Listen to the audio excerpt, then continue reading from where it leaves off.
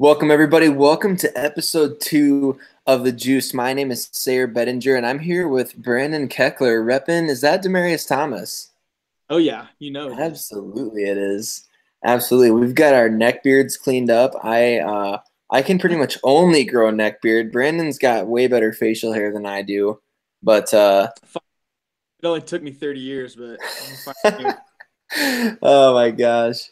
That's I had a couple amazing. last little spots that were coming in, but Yeah. I've made. You've got it covered. You've got it down and on lock, and it's just When now you it's just about maintaining. when you look 21 years old and you're 30, you need the beard to give you like at least a year or two, you know. Yeah, that's the thing that I deal with. Like I have a younger brother, Bryce, who's sitting over here listening to me right now. Most people when they ask or are you guys brothers? And we'll be like, yeah, and we'll try and play a game with them like who do you think is older? And most I would say 90% of the time people guess that Bryce is older than I am, but I'm 4 years older and I'm like, oh, you know I what? think I'll you take did that. that on. I kind of remember that. I feel like you Yeah. did that to me when I met you guys. Yep. I bet you're right. I bet we did. And that was even what, like that's gonna be like 4 years ago now that we met in person. hmm That's Yep. crazy. IRL. Are you going to Broncos training camp this year?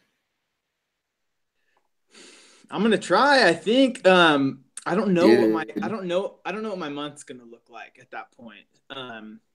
What's the Okay. exact dates? Exact dates yet.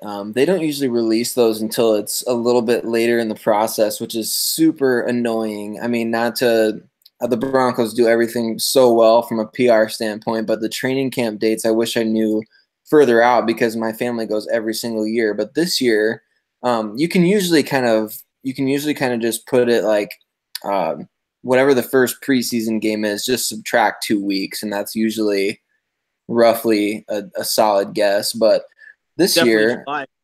July for sure. Yeah.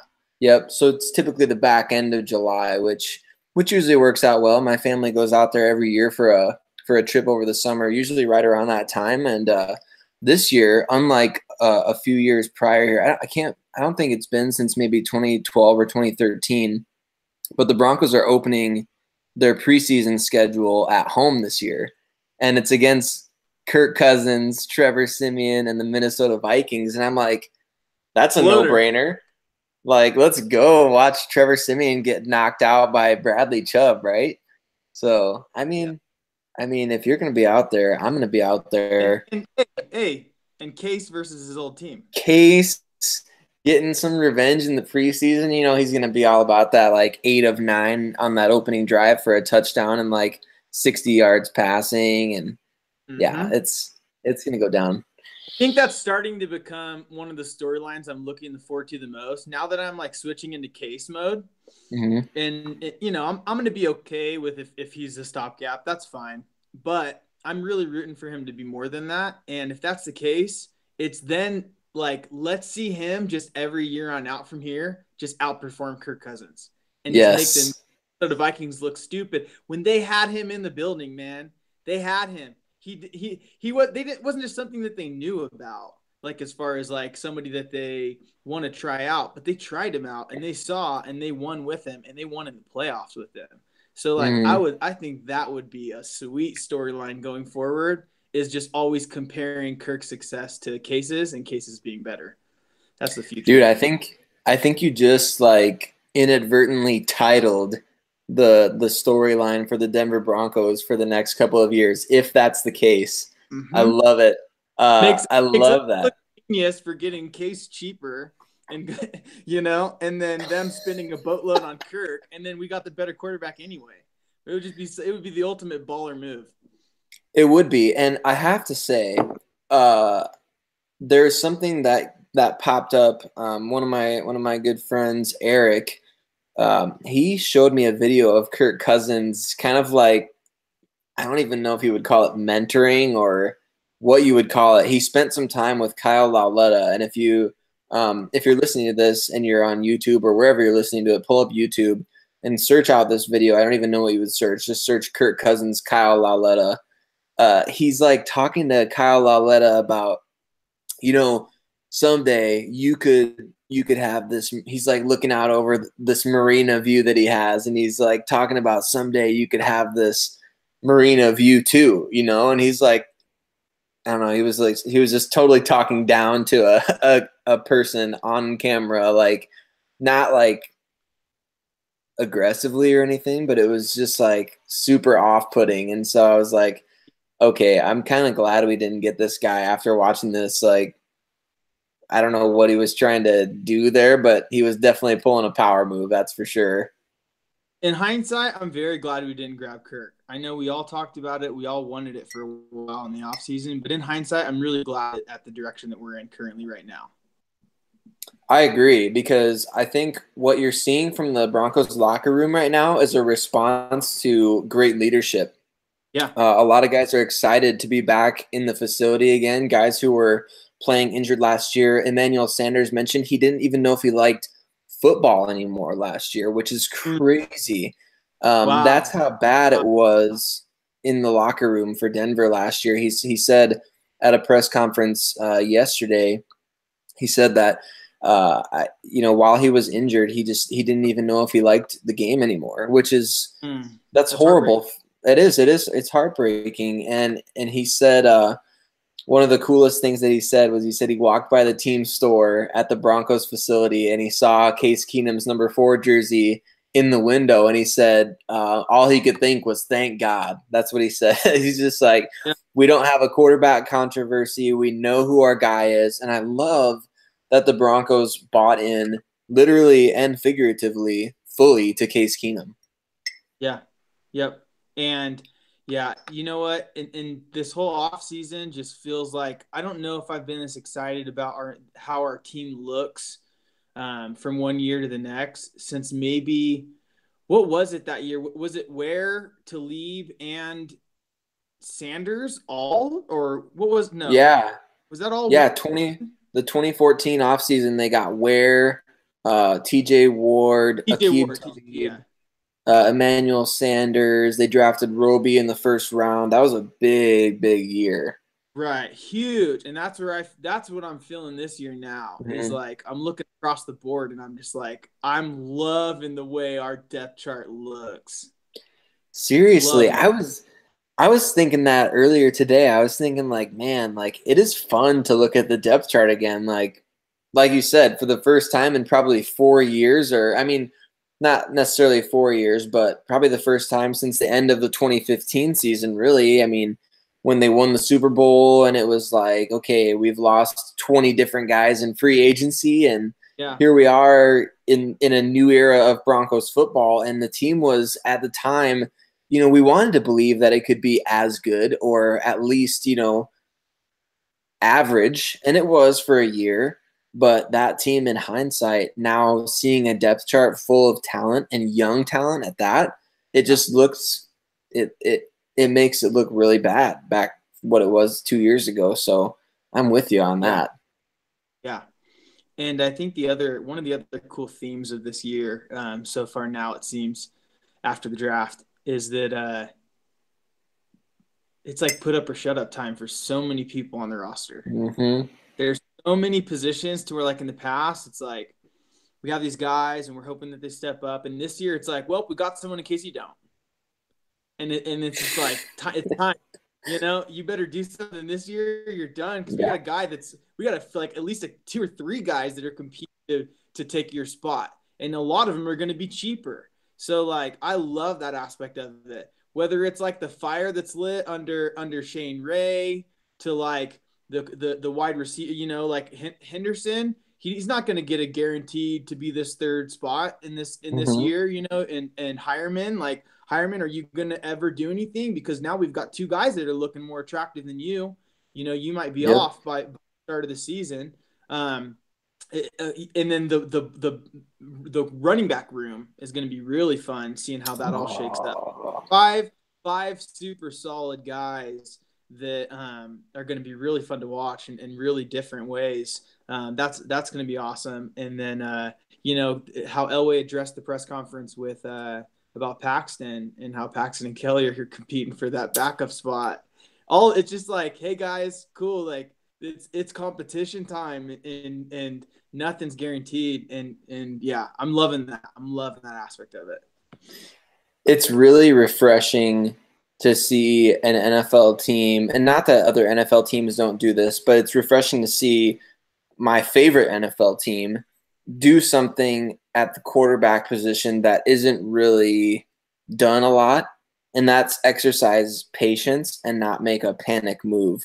I think the Broncos have done a little bit of both this offseason by, first of all, going out and signing Case Keenum and not pouring every single dollar and cent they had into Kirk Cousins. I think that's a pretty bold move, in my opinion, to go for a guy who has really had one great year and a lot of really subpar years. And they're banking on his trajectory continuing on where it's going, but they also exercised patience with Paxton Lynch. And I've been asking myself this question all day today. I've been trying to figure out ways that I can write about it for Predominantly Orange and just say, why did they do that? Why did they exercise patience with Paxton Lynch? Or why are they? Why are they affording him an opportunity that so many other quarterbacks in the NFL are not afforded? I can't put my finger on it, but I'm so intrigued by it because especially with someone like John Elway, who's like, all right, we're throwing the baby out with the bathwater with this crappy defense, and we're bringing in all these superstar players to come and take your spot. At the quarterback position, he didn't necessarily do that. And I find that so interesting, being that he's a former quarterback and he's always been so aggressive at figuring out ways to fix things for the Broncos. Yeah. And part of it may have something to do as well with the presence of Chad Kelly there. And it's like, it seems like between the two of them, they feel confident enough that one of those guys is going to step up and be the backup. And I like the idea of that competition maybe being the thing that Paxton needs to show up, man. Like, it's time. Like, you're now competing for a backup spot. You know, we are giving you another chance. We're giving you this next year. But I mean, Chad's going to be clipping his heels, man. Swag Kelly's coming. He's recovered. Yes. He killed in his first year. He took his time. He behaved himself.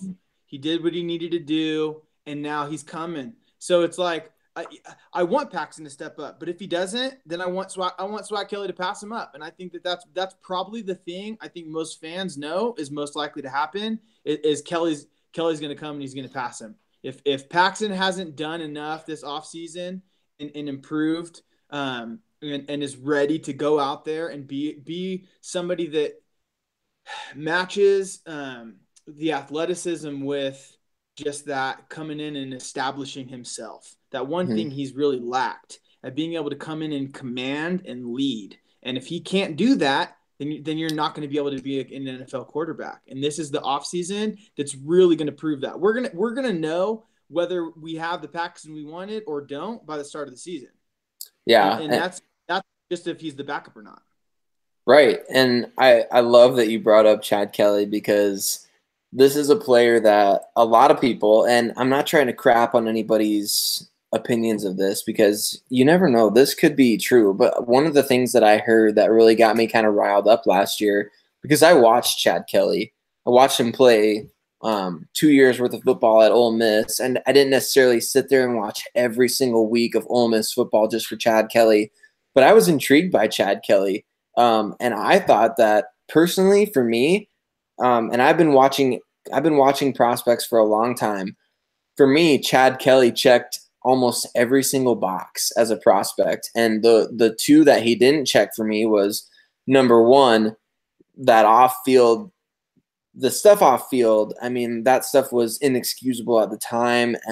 But as they say, time heals all wounds. I mean, stuff that he said or stuff that he did, that can be rectified over a long period of good behavior. And number two, I think that the biggest thing aside from that was injury issues. Chad, he suffered a torn ACL in college, and then he hurt his shoulder in the weeks leading up to the draft when he was supposed to work out for teams. And so he was dealing with a couple of different things last year that I don't think a lot of people understand. Like, this guy, in my opinion, and I'm not trying, this is not hyperbole, okay? Like, legitimately, I would have taken him in the second round.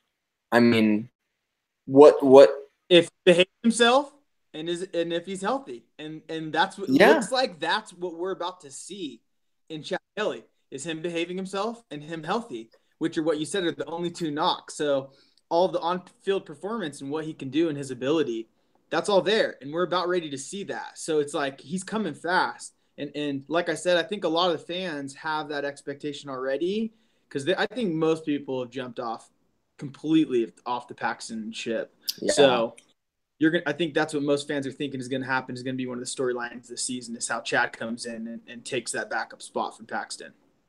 And imagine that, because what did we just come off of 2 years of? We came off of 2 years of a guy who was drafted in the 7th round, who supposedly was this chosen quarterback of Gary Kubiak, and Trevor Siemian comes in, and he somehow, some way, after no production in college, managed to win this Broncos starting job for 2 years in a row, basically because there was nobody that could really take it from him. I mean, right. The circumstances that surrounded Trevor Siemian getting that starting job, I think that happens once in a lifetime in the NFL. Like, you just don't see that.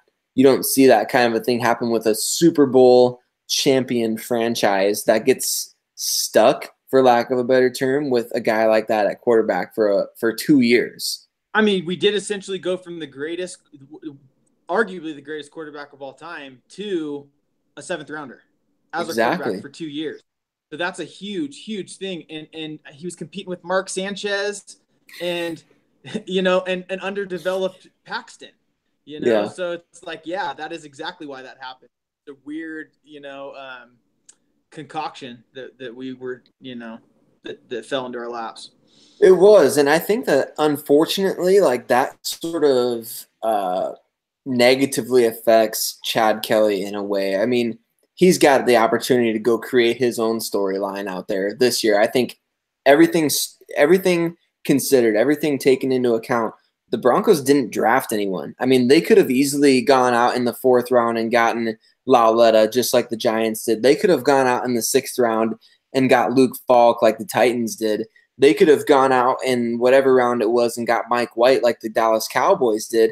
So why didn't they? I think that a lot of Broncos fans who think that Chad Kelly was drafted as purely 100% a favor to Jim Kelly because he and John Elway are friends. Like, there was nothing that got me riled up more at last year's draft than saying that was a favor to Jim Kelly. It's like, no, a favor would have been paying him a $100,000 bonus as an undrafted player because he was one pick away from being undrafted.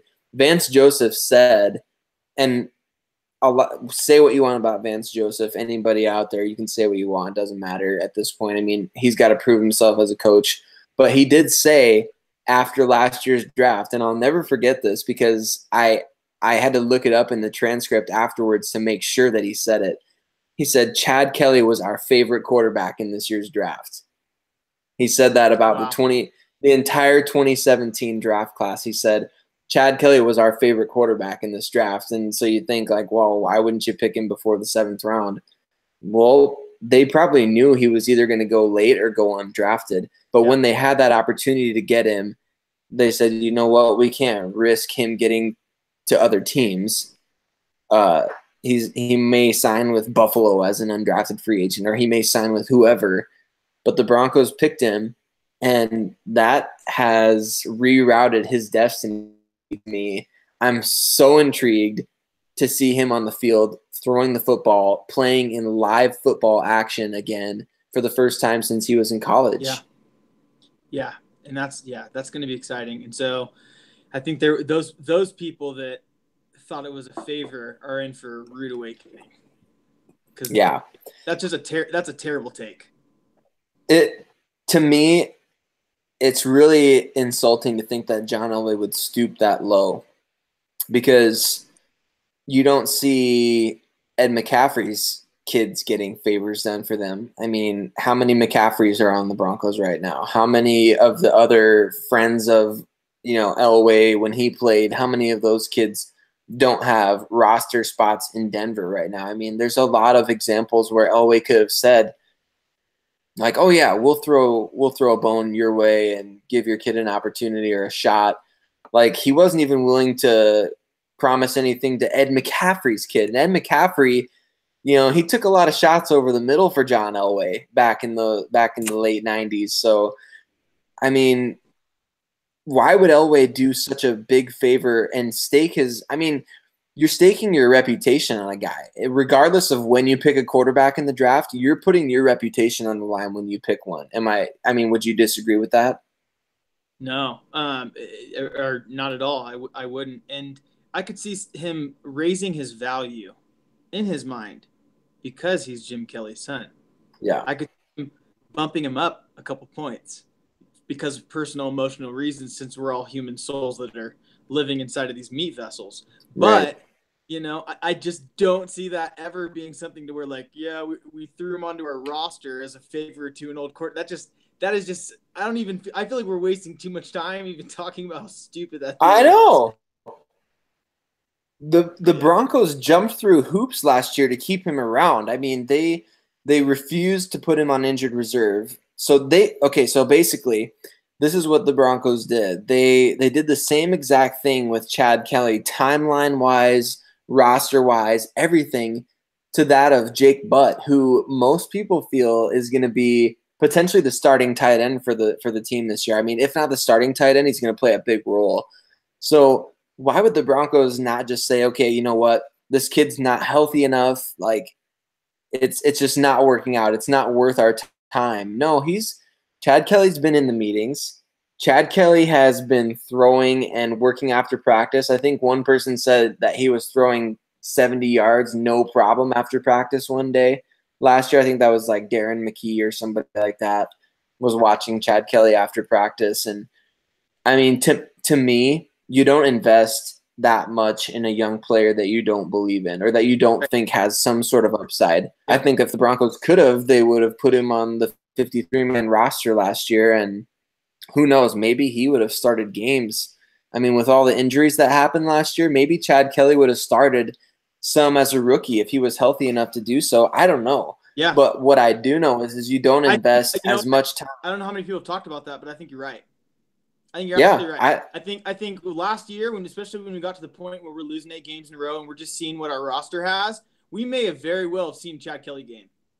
Yeah, and who knows what would have happened at that point, because in my opinion, and I said this last year, and I'm willing to still I'm still willing to put my name on this statement, of all the quarterbacks that the Broncos had on the roster last year, Paxton Lynch, Trevor Siemian, Brock Osweiler, and Chad Kelly, the one player of those 4 that had the best college tape was Chad Kelly by far. Yeah. I mean, Brock Osweiler had one decent year.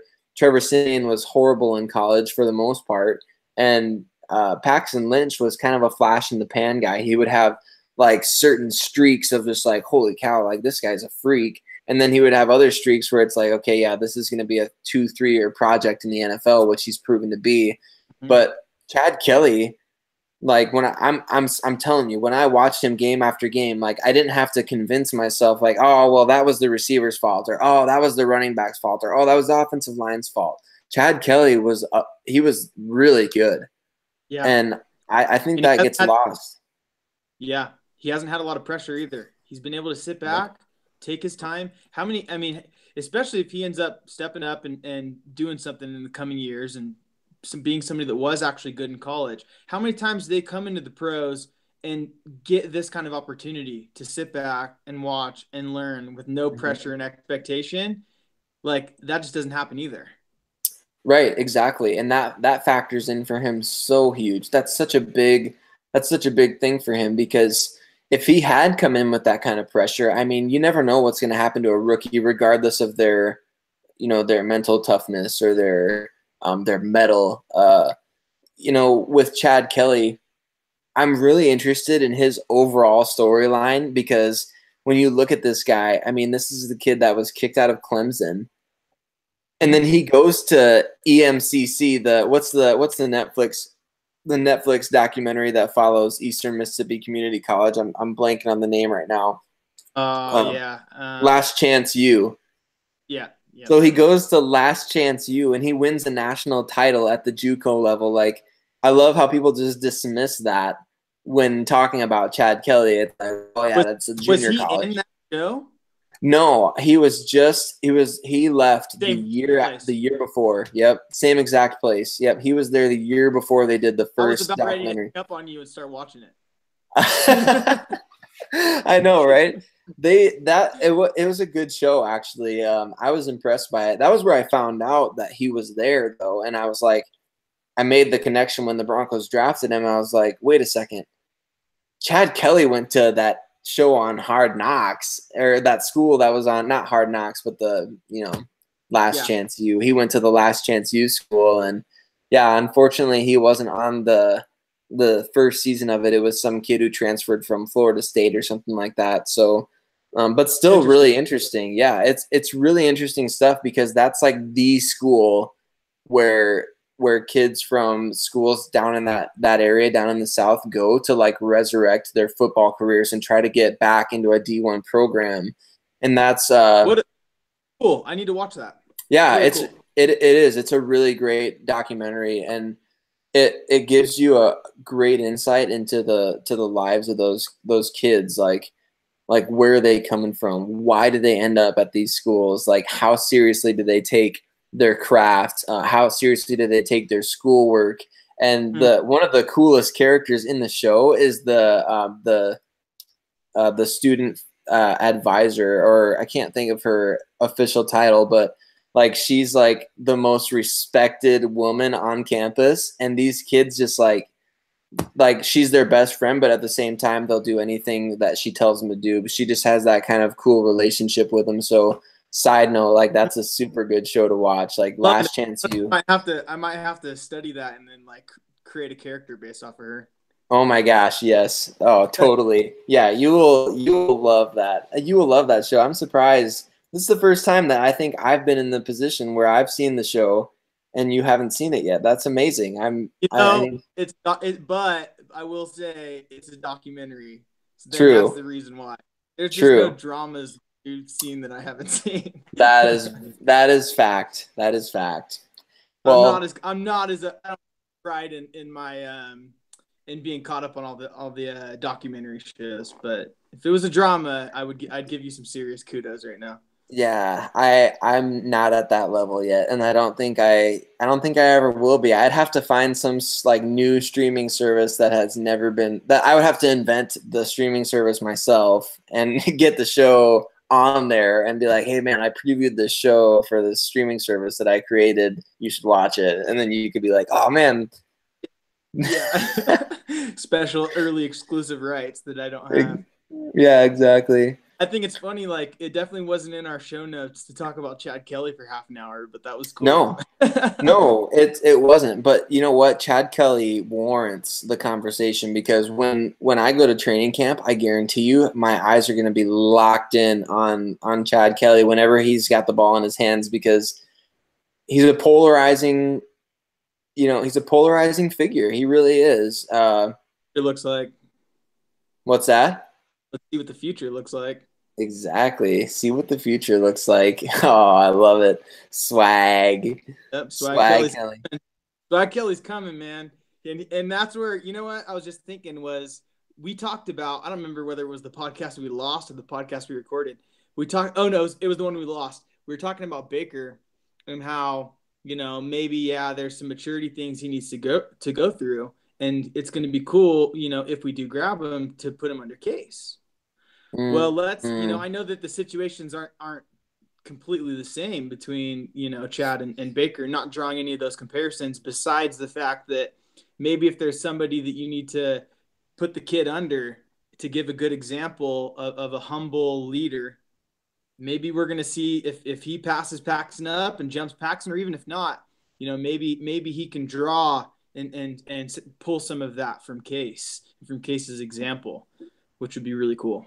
Oh man, that would excite me so much. I think that's the biggest thing that I'm excited about for what Case Keenum brings to the table is that leadership intangible, the humility of having been cut however many times, even after playing MVP caliber ball last year. I mean, let's call it what it is. He did. He played great.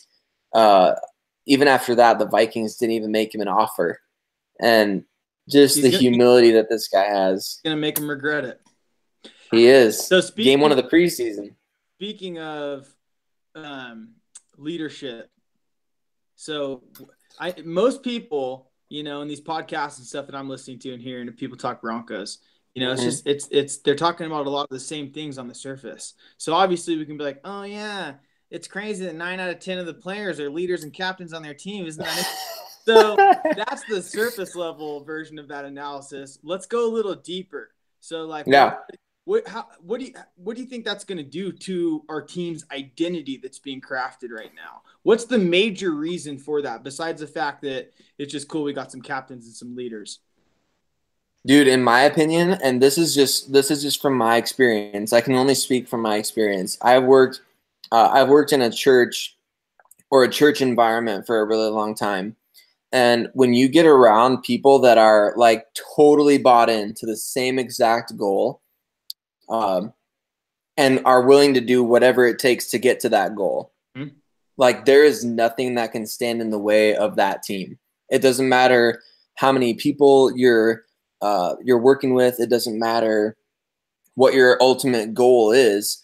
What matters is that if you get a bunch of people together that are working for a common goal, and they're playing their part to get there. Like, okay, I'll focus on my area, but if you need anything over here, like I'm here, but just know that we're all here for each other. So where do you think individual leadership plays into that corporate body moving toward that vision? I think, in my opinion, it comes from not necessarily the leadership in terms of like, all right, I'm taking the bull by the horns, but like a good leader, in my opinion, is someone who's willing to step back and say, you know what, like, I don't need to be the loudest voice in the room, if that makes sense. Right. Especially with rookies coming in. We're almost talking like good, humble character, strong character, servant leadership, kind of. Yes, exactly. That's how I see it, because to sacrifice themselves for the team. 100%. That's and let the. It's almost like a group of guys that will let stars be stars. You know what I'm saying? Like let Von Miller be Von Miller, even though Von Miller is going to be the guy who's teaching the person who's like, hey, I'm willing to do whatever for the team. I just want to bring what I can to the table and work as hard as I possibly can. Yeah. Von Miller is going to be the one teaching that guy, but at the same time, Von Miller gets to be the star because he is the star. You know what I'm saying? Yes, absolutely. So question similar to that, and similar to what we were just talking about. 2 years from now, do you think Josie Jewell is the quarterback of our defense? Oh, you know how much I love Josie Jewell. Von's still the star in 2 years. But yeah. Star's different than that, either safety or linebacker, like that is more of a commanding role. You know what I mean? Yes. We haven't really had that in a while. Like, yeah. I think Ward played it a little bit. I'm thinking more like even Dawkins, and like when Patrick Willis, it was that for the Niners, where you just have that centerpiece that's guiding things and doesn't need to necessarily be the best player on D, but somebody that's the communicating leader. That's, you know what I mean? Like, is that going to be Josie Jewell in a couple of years? I absolutely think so, and I'll tell you why. I remember 4 years ago when Josie Jewell first stepped onto the field for the Iowa Hawkeyes. I remember distinctly seeing him getting everybody into position as a true freshman. And Kirk Ferentz is kind of a stickler when it comes to playing true freshmen. I've been watching the Iowa Hawkeyes for a long time, for a lot of years. If you're a true freshman and you're playing for the Iowa Hawkeyes, there's a good reason for it. And especially if you're a player that's playing middle linebacker at Iowa, a position that, and not necessarily middle linebacker, but the captain of the defense. Yeah, that's a position that's been occupied by the likes of Chad Greenway, a legend at Iowa. Abdul Hodge was a teammate of his. A lot of guys throughout the years. Pat Anger, I don't know if you remember that name, guy who was a second or third round pick for the Indianapolis Colts.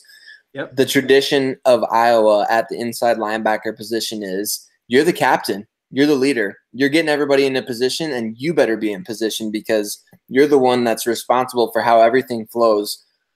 Josie Jewell was that guy from day one as a true freshman, and for him to take that responsibility at that young of an age for that big of a university. And the only 3-year captain at that university. Oh, absolutely. Absolutely. And that's something too that you just have you ever gotten to the point where, you know, with one of your favorite teams, there's somebody who's just so good that you almost like forget that they're there. Like I think for Denver Broncos fans, it was Champ Bailey. It's like, I mean, Champ Bailey is so good. Like I don't even have to think about what's happening on that side of the field anymore. Like we got Champ Bailey, you know, now it's Chris Harris. It's like, okay, we got Chris Harris over there. Yeah, we got Chris Harris and we got Von Miller. And you don't even think about, because they're so consistently good at the same things every year and they're getting better at other things every year. Like you don't even think about, oh, well, yeah, that's taken care of. Like that was Josie Jewell at Iowa. It was like, okay, well, we know the defense is going to be good because Josie Jewell's at the middle linebacker position. Like that's not even going to be a thing unless he gets hurt. Everything's going to always be good because he's going to get the defensive lineman ready. He's going to get the other linebackers ready. He's going to move people around. He's going to call audibles. Like that's the type of faith that Iowa fans had in Josie Jewell over the last 4 years. I mean, and that's what the Denver Broncos are getting. They're getting a guy that's going to come in. I guarantee you he's going to be – this will be my bold prediction. Week 1, starting linebacker, Josie Jewell. I mean, he's that good. He just is. Yeah, middle linebacker too. Yep, right behind Brandon Marshall. I mean, Todd Davis could be, you know, he could be starting games as the run stuffer, but I think like what we've come to know with Bradley Roby, who's not necessarily the guy that's getting announced during the starting lineups on Sunday Night Football, but he plays more than almost every starter.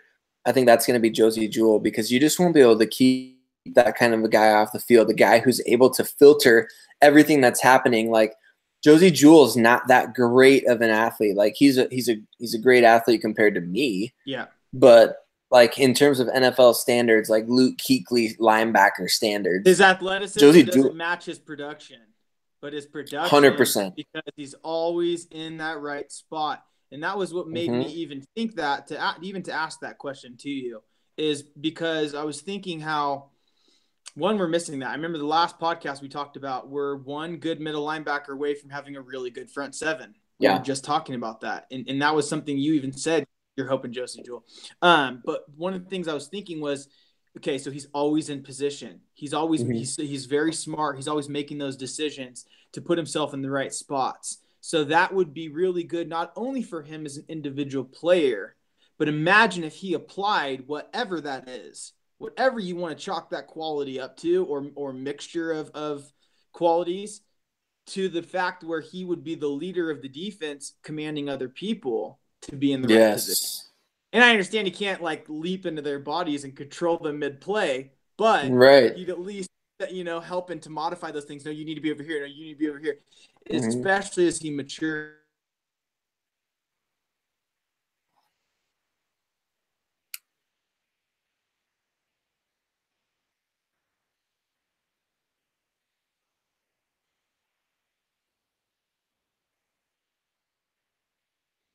Athleticism with the other players, but you just have him be that guy.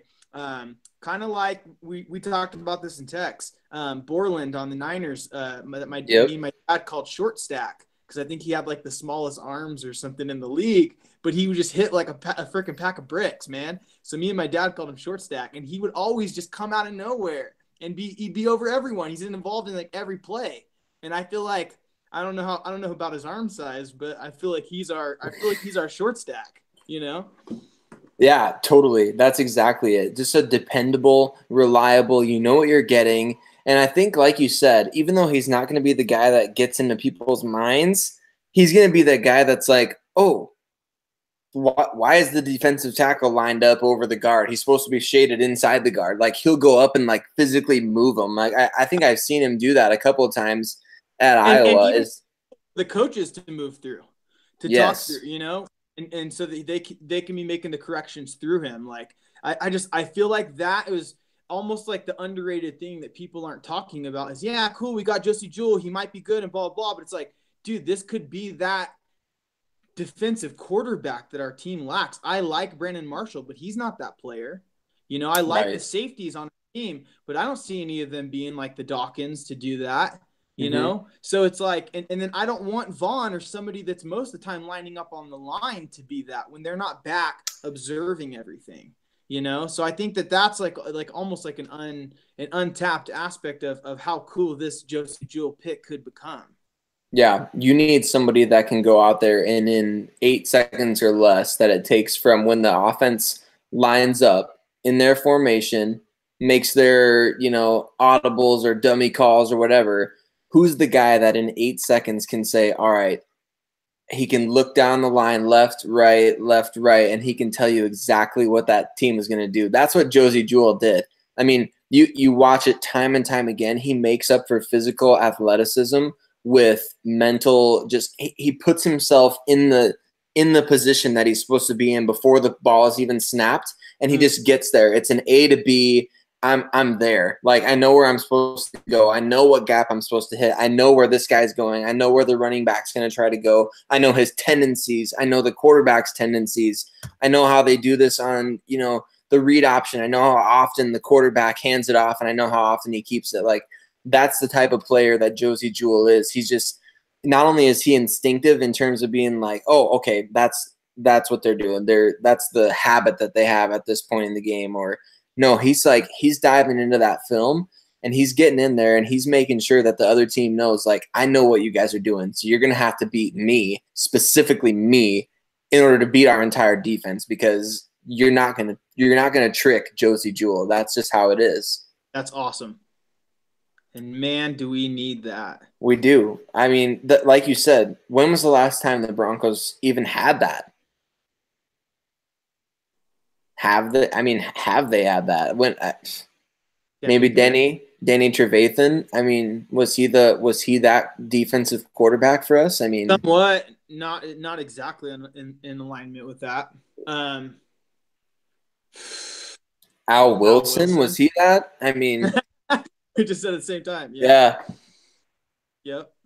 I mean, that's the exciting thing to me, and what I'm kind of wondering from you is, like you said, we don't necessarily want to just say, oh yeah, what's the significance of drafting all these team captains? What type of personalities did they get? Did you get a chance to see any of the story of Deshaun Hamilton, the 4th round receiver? Yeah, with his autistic brother and what's going on. Yeah. I just like his attitude, man. Like, even in that interview, like, you could tell, like, he wasn't somebody that was there to like just do self-promotion. He seemed like, I'm gonna go in there and I'm gonna play my role, and I'm gonna be a good teammate, and I'm gonna be a good player. And I loved his attitude. And especially with the fact that, okay, I have a question for you. Route running. Okay? Yes. So I know it's the Madden stat, we got route running, okay? And obviously, they're doing, but it's like, I don't think I understand from a basic fan perspective, like, what that really looks like. Why is he a good route runner? Because a lot of, I don't want to like oversimplify it or talk down about just what they do good. I just don't understand. You go up and then you go left, like after 10 steps. Like, so what is it about route running because I know it's more complicated than my understanding of it. Well, I think that the first thing is that at Penn State, they operate from a pro style offense. And so he's being asked to do more than, say, Cortland Sutton, who's not being asked to do a lot in terms of route running. Like, Cortland Sutton might be coming out of college, ran 3 routes, something like that, right? If that. I mean, Demarius, 3 routes. He probably ran the fade. He probably ran a shallow cross, and he probably had to run a slant. So, I mean, Demarius did not have to do much. Experience running a versatile amount of routes. Exactly. So you can ask him to do any number of things, and like what what that's going to help out with immediately is the Broncos are going to get a guy that can work the slot and manipulate defensive backs better, because in the NFL, everything is predicated on being able to beat press coverage or being able to find soft spots in a zone coverage.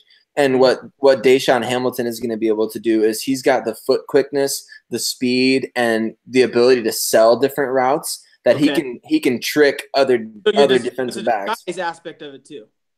Exactly. You're making it look like it's a route that it's not, is part of the route running itself. Exactly. Yep. It's selling the fact that you know what you're doing. So, like, for example, if you're a base stealer in baseball and you're getting a lead off the base, but you have no speed whatsoever, you're not going to trick the catcher into just throwing the ball to second base just because. Like, if you're trying to bait somebody into something, you've got to be good at it. And so I think with Deshaun Hamilton, he's going to be able to come in and he's going to be able to come into the slot immediately. And he's got the quickness to come in and run any different route the Broncos would ask him to do. So having the knowledge and the verbiage that he got from the Senior Bowl when he worked with the Broncos wide receivers coach, which I love that. It's huge. You don't want the Broncos to be coaching the Senior Bowl, because why are you coaching the Senior Bowl? Because your team sucked. But take advantage of it.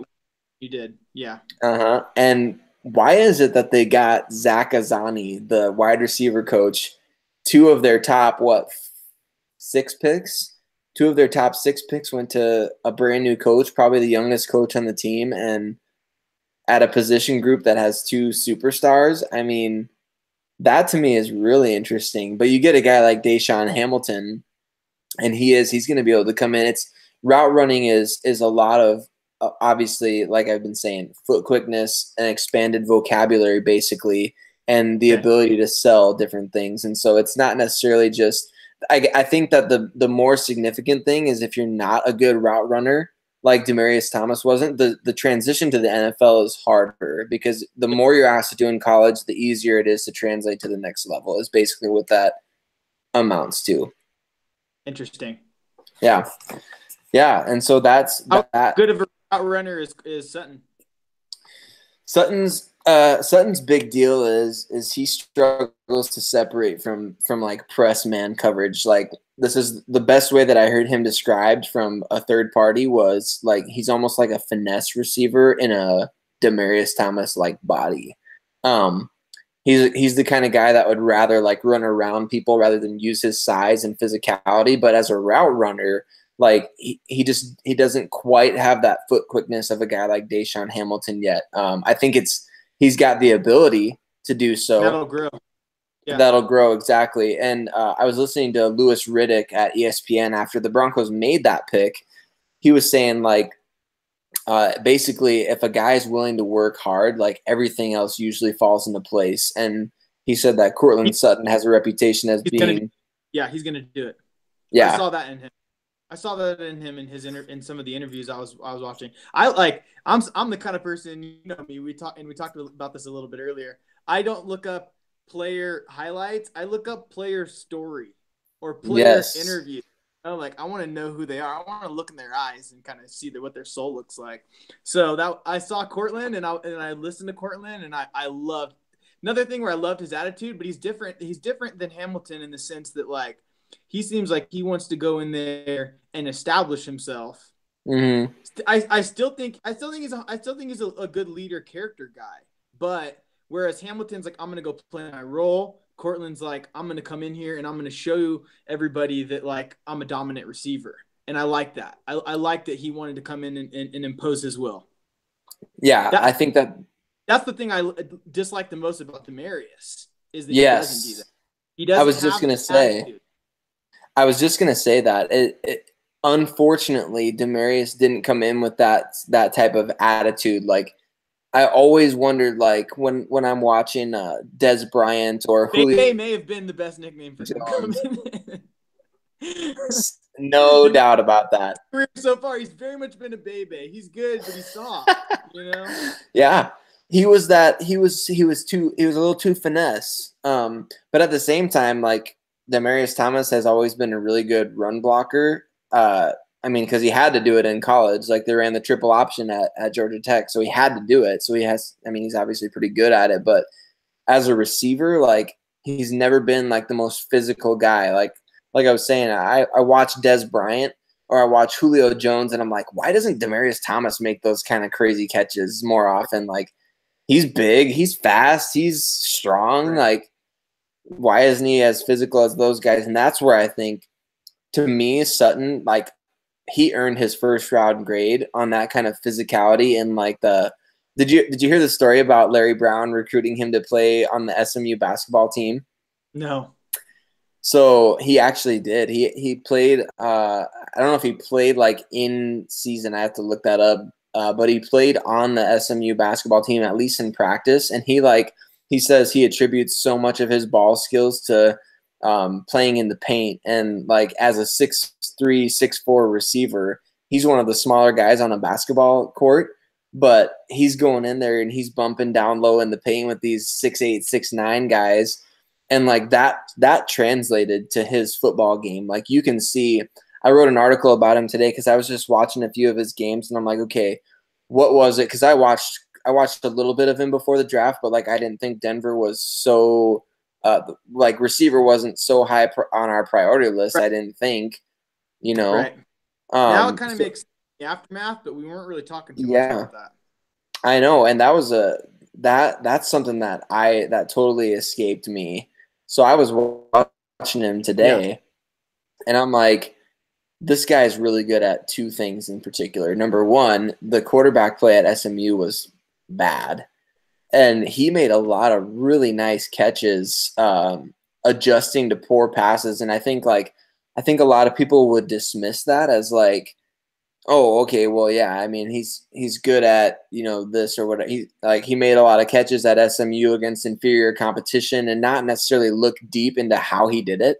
Yeah. But somebody posted a quick little 30-second highlight on like a Bleacher Report, like, hey, the Broncos picked Courtland Sutton. Here's like 4 of his catches, and I watched the first couple of balls that were thrown his way, and I'm like, how did he catch that? Like, that he was wide open and the guy threw it 3 feet behind him, and he just kind of makes it look easy because he's so long. Wow. His catch radius is insane. So it was that, like, adjusting to poorly thrown balls. And number 2 was contested catches and catch radius. Like when you throw the ball in his direction, he knows when to time his jump. He knows how to time his jump, and he goes and gets the ball somehow, some way. It doesn't matter if he needs only one hand. It doesn't matter if he needs to contort his body. It doesn't matter if he needs to out jump you. Whatever he's going to do, he's going to catch the ball. And so he kind of creates that separation like that he doesn't create with his route running. He creates separation with his body type, his body size, and his, like you said, that physicality that we want to see from Demaryius Thomas. Courtland Sutton has that at the catch point. He goes and he takes that ball away, and I absolutely love it. He's going to play with attitude. Yes. Love it. Love it. The Broncos need that, man. Yeah. Last year, Especially didn't you feel? Oh, especially on offense. Didn't you feel like last year they'd just given up? Way too early. Way too early. It was a shame. Yeah. And talk about then you see that like we talked about earlier, then you see the coaching staff turnover. Then you see, this whole move to get players in positions where we kind of have a guy. Right. But if that guy isn't going to show up, you're not going to be at all the guy. And I love that it's like, hey, look, last year's never going to happen again. Yeah. And if you were part of the problem, you better freaking step your game up. Yes. Yes. We got a full ripe class of dudes that almost stacked full top to bottom. All are threatening people. I love it, dude. When you said that, it hadn't registered in my mind until you said it. But when you said that, it's like these guys are coming for your job. Like these veterans, like you guys better be ready to be on another team's roster next year because these kids they're young, hungry, and they're good. Look at Shane's tweet. Like right after we grabbed some of these guys, and everyone was talking about Especially, I mean, obviously Chubb's the most obvious of those. Mm-hmm. But we were talking about how we'd add these different pass rushers. Then we picked up the undrafted. Who was the undrafted linebacker?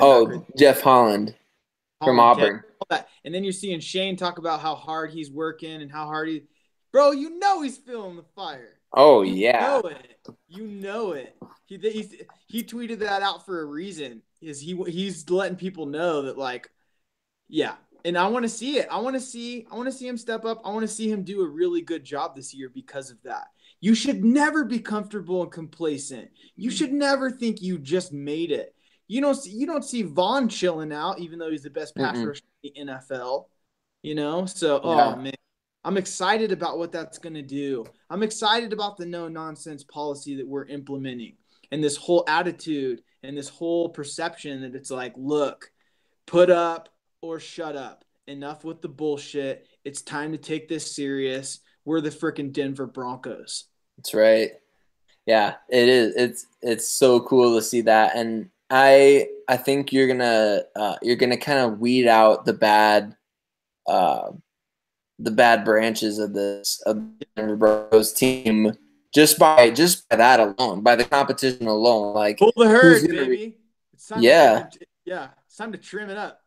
That's right. Who's gonna respond to the competition? I love that. I love how that affects.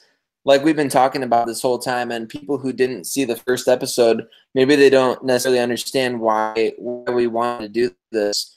But one of the major things was that you're a storyteller, and the story arc of everything that is dealing with the Denver Broncos, like this affects it in a big way.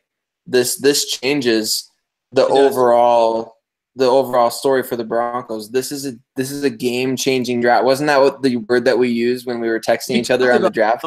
Yeah, and not only that, I think we talked about it beforehand. We talked about it in that first episode. This is a make or break draft for the Broncos as far as whether we get sent back a while or whether we stay in the game as probably the team that looks the best going into the AFC West right now. And I would say that probably objectively. Yeah. Obviously it is objectively, but if I'm looking at it honestly, I think that Chiefs haven't done a great job in the offseason. Raiders haven't done a good job in the offseason. It might be the Broncos and Chargers again this year. Yeah.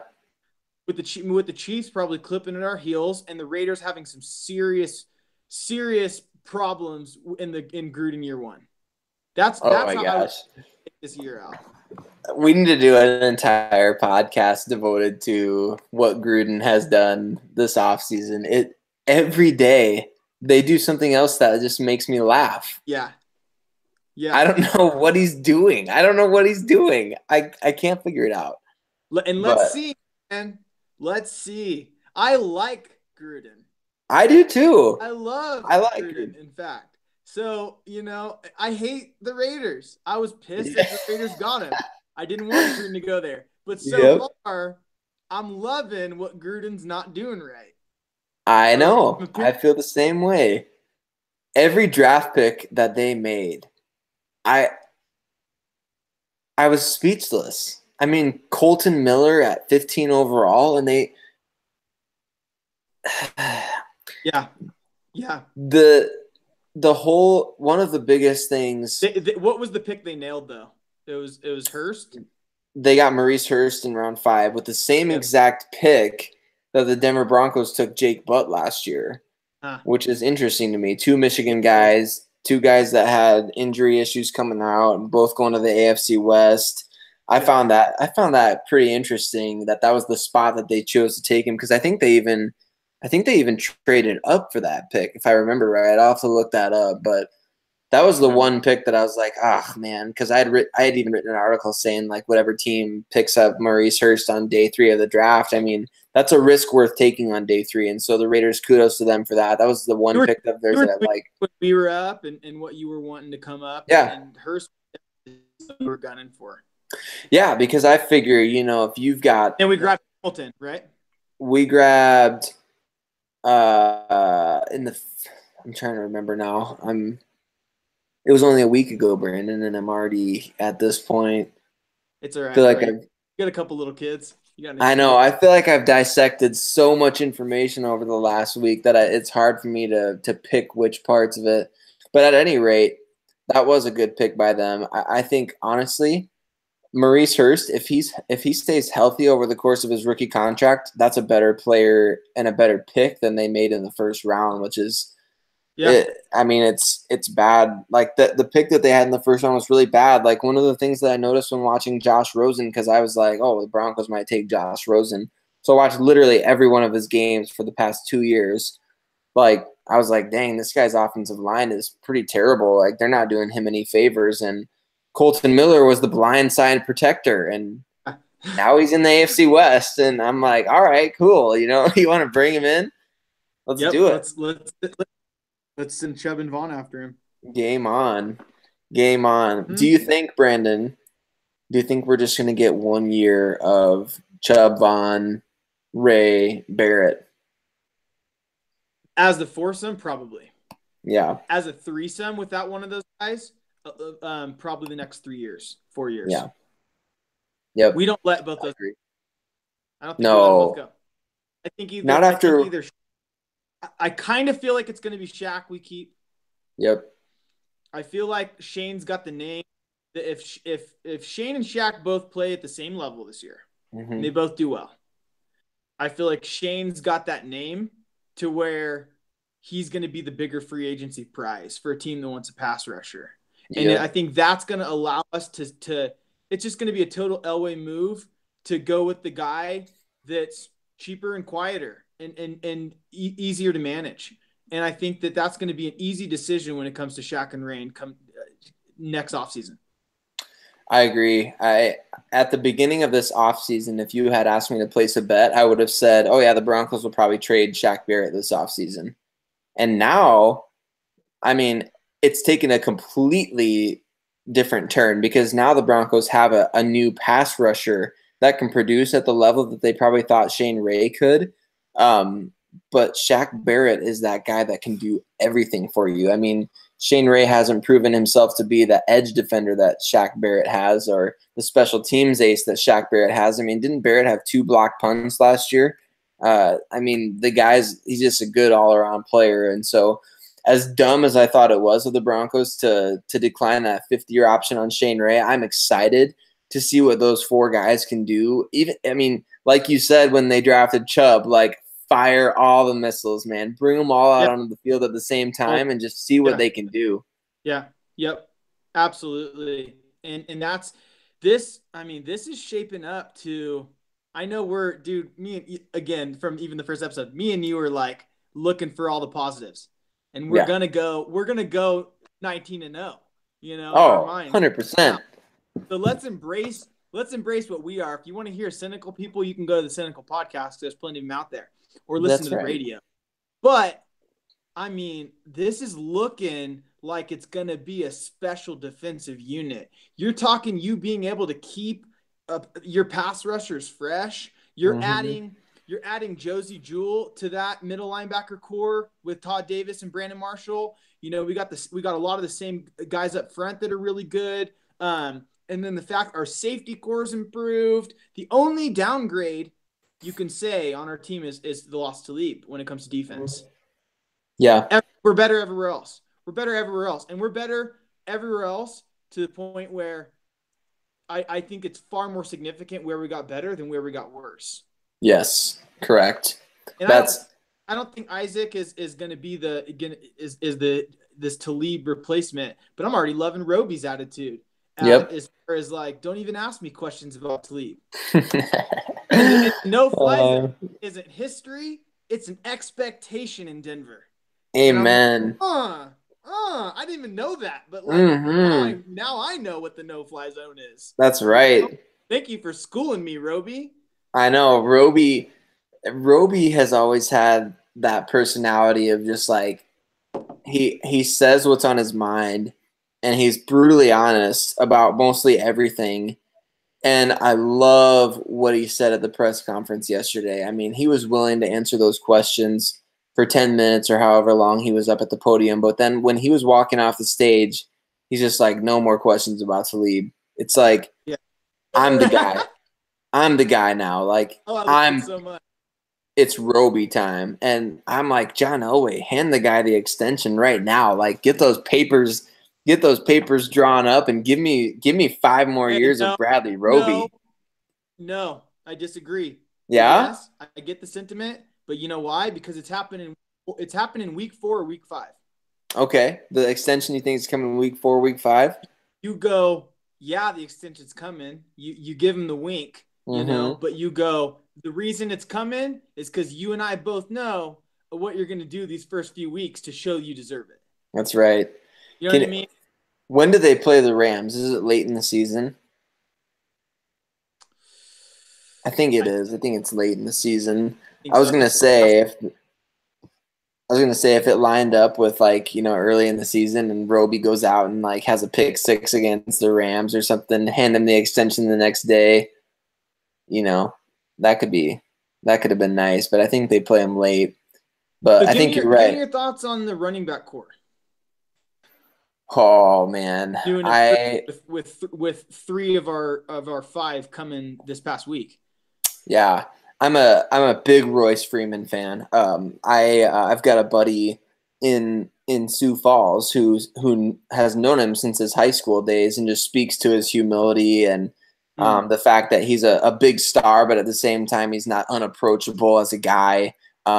Really fits that profile of what the Broncos, like you said about Shaq Barrett, the guy who's quiet, the guy who's humble, the guy who just goes about his business and does his thing. Like who had a quieter 60 touchdown career in college football over the last 4 years other than Royce Freeman? I mean, the dude put up 60 rushing touchdowns. Like that's insane.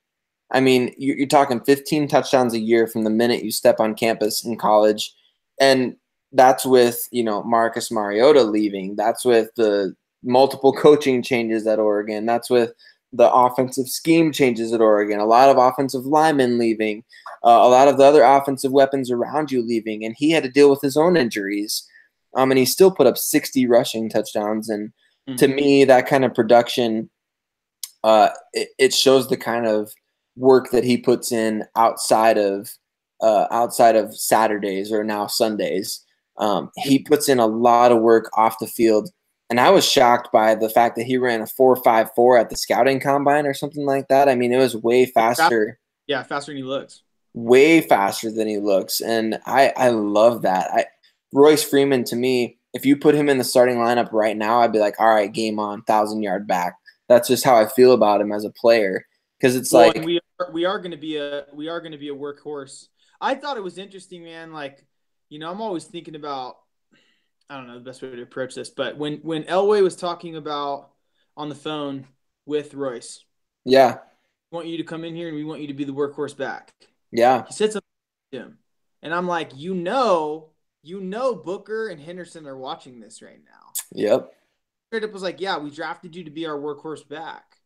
And they're going to say it's an open competition, but it's already like they're already looking at him to be that guy to come in and not just us to be a Shanahan, three-headed monster, but to actually have it be where he's the guy, and that could be from week 1. What have we seen so far in Booker Henderson to think that they're, really going to be serious contenders for that?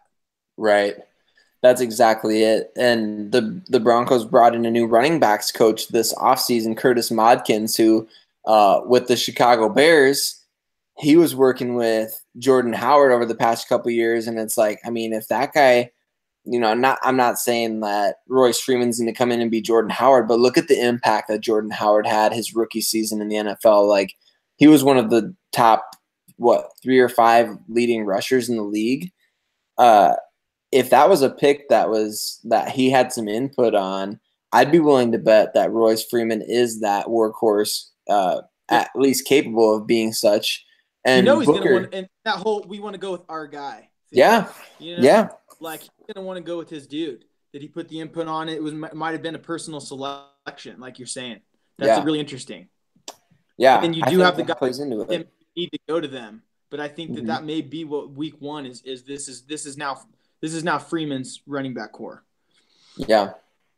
Yeah, absolutely. And I think you have to factor D'Angelo Henderson into that mix. I mean, last year was basically a glorified redshirt year for him, and I was disappointed by that because you remember in the preseason last year, I mean, he's running over, around, and into the end zone through all these guys, and he was doing everything well, and I'm like, why is that guy? He might be your best offensive weapon right now. I mean, that's how pathetic it was last year. But he didn't get a chance to really shine until that last week, and of course, one of the first times he touched the ball in that Week 17 game, he sprinted for a touchdown on that screen pass. I was just like, you've got to be kidding me. I didn't see him get chances and not do anything with them. It was just he didn't have chances. So you're wondering if maybe behind the scenes they saw enough in practice to where they're like, we can't roll with this guy yet. That was what I was kind of thinking, is like, this is really weird, that we're not seeing anything. I still have moments that are just burned into my brain from preseason where he was just like, I was loving me some Henderson. So, yeah, absolutely. This is a very semi-related note. So, in our legacy fantasy league right now, which for those that don't know, which is all of you, it's a dynasty league. It's like a dynasty keeper-ish kind of league. It's a little crossbreed. It's our own kind of beast. But I've got Booker and Henderson that I'm questioning whether I'm going to retain. So I'm like looking at them, I'm like, dude, this is already really tough because it could very well be that they're both irrelevant this year with Freeman. Yeah. I mean, I may not. Wouldn't that be crazy? But then at the same time, like, I think that both of these guys could be, given more of an opportunity in this year. So it's like, I'm a little stuck on that. But obviously you're my competitor, so I'm not expecting for too much wisdom from you. Yeah, I think, it could go either way, Good answer. Oh, man. Good way to remain neutral. Yeah, right on. Yep. Yeah, I'm interested to see, what do you think of Philip Lindsay, the undrafted, because the Broncos have an undrafted player that comes out of not nowhere every year, but they have an undrafted player that makes a team every year. Philip Lindsay got a $15,000 signing bonus, which anybody who's gotten that high of a bonus since John Elway came aboard has made the team. What do you think about Philip Lindsay? So they're saying it's him and Holland, right? Are the two most likely to be high. Yeah, man. You and I talked about this a little bit, but the eye test, of just watching the highlights, I was like, why wasn't he our 7th round pick? Right. But brought up that good point that maybe because Lindsay was a Colorado guy, that it would be easier for us where we could draft Williams, and then Lindsay was already going to want to choose us anyway. So that's interesting. That whole political aspect of it is something else that I just don't really understand. But watching the highlights, I was like, dude, this is our 4th running back. That was my quick assumption was just like, I like this guy. And me, I only know when they transfer into the NFL. I don't know as much about who they are as college prospects, but I've seen enough already to where I'm like, he's far more impressive to me than Williams. Though I did catch up today and see some of those moments that you posted in your Williams article, and it definitely grew on me a little bit in watching that one with his pass protection, and then some of those moments where he just kind of like shifted. It looked like he almost like Star Trek like phased through somebody. Yeah. That's something that to me is so impressive about the Broncos is that their scouting department, and this is what I was saying during the draft, like as the draft was going along, like it wasn't just the fact that the Broncos were picking high in every round, it was the fact of like they're getting good players. And a lot of people are like, dang, what's going on with John Elway in this year's draft? Because not a lot of people have enjoyed the way that he's drafted since 2011. And I'm like, this feels like a scouts draft. It feels like Elway has said, like, you guys, like, I trust your judgments. So who's the best player on the board right now? And he just rolled with it. He's not like, all right, we're going to get cute with this pick, or we need to take this position with this pick. It's like, I'm going to trust my scouts to say, all right, what's the top need and the top player at that position of need, or whatever the case may be. It felt like a scouts draft. And I think David Williams is a guy that the scouts dug deep on, because you're talking about a South Carolina transfer. Yeah. Just random guy. But when you look at him, 10 touchdowns this past season in the SEC, like, that's hard to do. Right. So Right. And isn't it interesting with this draft how like it seems like we were grabbing best player available, but then we filled the needs. With the one Yeah. caveat I'll say is that next year in the draft, we will have to focus on O-line. Yeah. That's be a bigger priority next year. I think everybody knows that. But at the same time, I'm not one of the people that's like, oh, well, we didn't, what's up with our offensive line? Dude, our offensive line has improved from last year, man. It Between is. the, I think just the right guard is kind of that one that we don't really have locked in, but we've got like 3 or 4 candidates that could be the guy there, including Corey Davis that we grabbed in the sixth round. So, but yeah, so I think the line's improved, but I like how we grabbed best player available and still filled a lot of those needs. Hmm. And I think it was some combination of, like you said, John Elway letting his scouting department do their job, and a little bit of fate, man, because like Yep. we had good players fall to us throughout the whole draft. They did. Where Sutton shouldn't have been there in the second. Chubb shouldn't have been No. there at 5. How we got Hamilton and Sutton was crazy. Then Josie Jewell, you're just hoping he's not grabbed, and then we got Josie Jewell. It's just like it just fell our way, especially in that early half. I would say rounds 1 through 4, especially. Everything just fell to us. Hmm. I think the one thing that really seemed like it didn't go their way was, I think, when they did grab Sutton, I think they were hoping that they could get Hernandez. Yeah. Yeah. That's I the could one. see that. I think he was talking about how there was an O lineman that they had wanted, and it just didn't fall that way, and something. And it was Hmm. like, okay, that was Hernandez. They were trying to get Hernandez in two. So that's the only thing Yeah. I think that didn't necessarily fall their way. But even so, it's like, oh well, what a great consolation prize, because we just got one of the best wide receivers in the class. Yeah. Yeah. And you heard Elway say after day one, they were interviewing him almost like while the first round was coming to a conclusion, and they're like, "So you're not going to be trading back in for any picks, or you decided not to trade back up for any more picks?" And he's like, "Yeah, no, we just felt like the way things were falling, there was nobody that we felt like we needed to trade up for, or something like that." I'm paraphrasing. Excuse me, but I found that to be interesting because I felt like if Will Hernandez got past the Lions at pick 20, I'm like, oh, like Broncos if got to Will jump. Hernandez yeah, they got to jump in on that because that's the guy. Like Sean Kugler, the UTEP connection.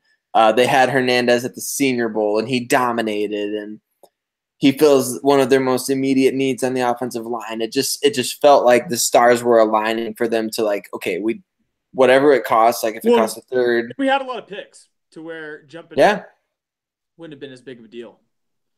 Do you want to know something? What you just said, that was the biggest surprise to me of this entire draft. Not any player that they picked. The fact that they moved down and acquired extra picks in a uh what was it, the fifth round. They moved out of the fifth round entirely, and they picked up 2 sixth-rounders, and then they ended up with a seventh rounder as well through another trade back. That was the biggest surprise to me because I figured, okay, there's room for X amount of players on the roster right now, and there's room for X amount of rookies on this team because this is already a pretty decent roster. They went out and they added to their total. They had 8 to start the draft, and they finished with 10. That was really interesting to me, the fact that Elway moved down and got those additional picks, but it worked out in their favor. They were able to have at least one pick in every round and 2 picks for the third and the fourth round, which was huge because everyone was saying when you get past the top 20 players, the next like 100 players are about even grades, and it turned out to be that was the case. I mean, like Deshaun Hamilton is to me as good a player as not well, maybe not as good. I shouldn't say as good, but like he's up there with like a guy like Christian Kirk, who got picked by the Arizona Cardinals in the second round. So, Yeah.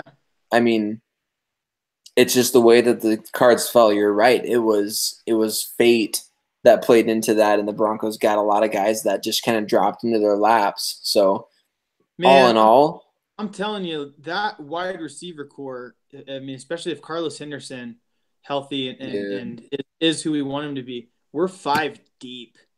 We are isn't that 5, like we're sick? we're all caps deep. Oh Like yeah. like that is looking like a core, man. And Hmm. and DT and Emmanuel are 30. So we still have, a good probably 3 years with them, as they start trailing off. But then we got like their replacements under them, and they're going to do stuff now, and they're going to do stuff later. And then we got those 2 picks from last year, which I'm not as willing to give up on Isaiah McKenzie yet. I'm with you 100%. I don't understand that whole like he made mistakes in his rookie year, so don't throw the baby out with the bathwater, man. Like, let's give him another chance. Let's go with, let's see what he does to learn from his failures and step up in year 2. So I like Isaiah McKenzie as well, but even if not, we are 5 deep at wide receiver this year. Yeah. What do you think is our worst position right now? Do you think it's just straight up O-line? I think that the worst position group, I'll say, like, as far as like being unproven, are you talking just like necessarily like unproven position or our hole? Where's our I think that they need someone to step up at tight end big time. Okay. Like big time. So you think that's the position that needs to do something this year, but that's not the lacking position because it could or couldn't be. I guess we don't know yet. It's maybe the biggest question mark. Maybe that's the best way to say that about tight end. Yeah. Because the least. We got. I'm gonna plug my boy. Fern Gully. Oh yeah, Fern Gully. That's right. As soon as we drafted him, I was like, Troy Fern Gully. Fern Gully. And not only that, he's the phantom finger. Yep. It's like he catches so good. It's like he didn't lose a finger. It's like he's got an extra finger. I know. It's crazy. He's the phantom finger. Those catches are happening because of the phantom finger. It's there. You just don't see it. That's right. I love that. The phantom finger. You heard it first on the Juice. That's right. Phantom finger Fumagalli from the Juice. Fern Gully. Dude, I love that. Oh, I think that combination of Butt and Fumagalli, I mean, that could be our tight end. We haven't had, and I've been wanting and yearning for some good freaking Broncos pass catchers. I've been yearning for one. Yes. Since Julius. I love Julius. And the loss of him, we've just not even had really anything on the roster that looks like it can step up and come close. So now here, Jake Butt in year 2, and then adding Fumagalli to that, we may have not 1 but 2 potential good pass catching tight ends, and especially with Case. And I think the style of quarterback play we're going to get from him and what we're going to need from this offense, I think tight end is going to be a super important part of that. So if we can get a 2 tight end set out there that's actually some guys that can go and catch the freaking ball, it's going to be great. Yeah, great. Yeah, it is. Yeah, so I would say that that's, to me, the most unproven, the least talented. I hate to even say it like that. That just sounds dirty when I'm talking about my boys, Yeah. I'll say the least talented. I would go with right guard, which is like super random, but like they didn't add anybody to the mix this year at that position. Like they're sticking with. We did it too late. Oh, that's right. Yeah, the 6th round pick. Yeah. Yep. Not Corey Davis. Sam. Yeah, Sam from Colorado. He went to Arizona State. Yeah. Yep. So, I mean, they did add him to the mix. As far as, like, what they're going to do going forward, like, I have no idea. If it's going to be Connor McGovern, if it's going to be Sam, if it's going to be Max Garcia is still around, which is another surprise from this offseason. Like, I was almost 100% positive he was going to get cut or traded. So, I mean, he's still there, which is random. But I think that guard outside of Leary is the position where I'm like, if Leary gets hurt, like that could be big time iffy. So like you said, next year maybe in the draft, and this was a thought that I had too, and you can tell me what you think of this. So this is kind of some backstory on my thinking of in this frame of mind. The Chicago Cubs, when they hired Theo Epstein and Jed Hoyer to run their front office, they did something that the rest of Major League Baseball was really moving away from. And honestly, I don't know if John Elway's like this innovative that he's thinking of this, but like Theo Epstein and Jed Hoyer decided from 2011 or whenever it was that they took over until 2017, they're like, everybody in Major League Baseball is drafting pitchers early. And so we're going to draft the best hitters in every single draft from now until 2017. And that's what they did. They drafted, like, I don't know how much you know about baseball, but like Javi Baez, Chris Bryant, Kyle Schwarber, all these big bats. They went out and got these big hitters in college and high school. And they did something that the rest of Major League Baseball wasn't doing. And now their strategy is, we've got all these Major League ready hitters that are like 24, 25 years old, and we're going to go out and buy the best pitching. So they went out and bought John Lester, Yu Darvish, a number of other big name free agent pitchers, and they're bringing in these guys because they can, because they have the money to do it. And so my thought is, and to circle this back to the Broncos, like, you take a position that is the hardest right now for college players to transition to in the NFL, which is the offensive line. You build your roster at other positions with more financially responsible guys, like, you know, at wide receiver, you're drafting 2 guys. At tight end, you're drafting 2 guys. At quarterback, you know, you've got two players on rookie contracts, and then Keenum, whose contract is well below market value.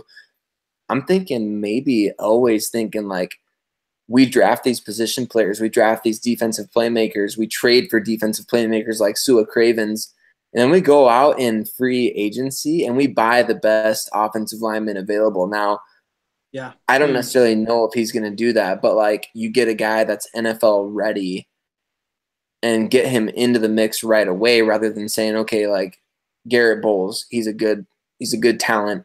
He's our first round pick. He's going to be our future left tackle. But if somebody like Joe Thomas would have been willing to take whatever for, I don't know if he nixed that trade or whatever, but yeah, I mean, the Broncos have prioritized veteran players on the offensive line for the most part.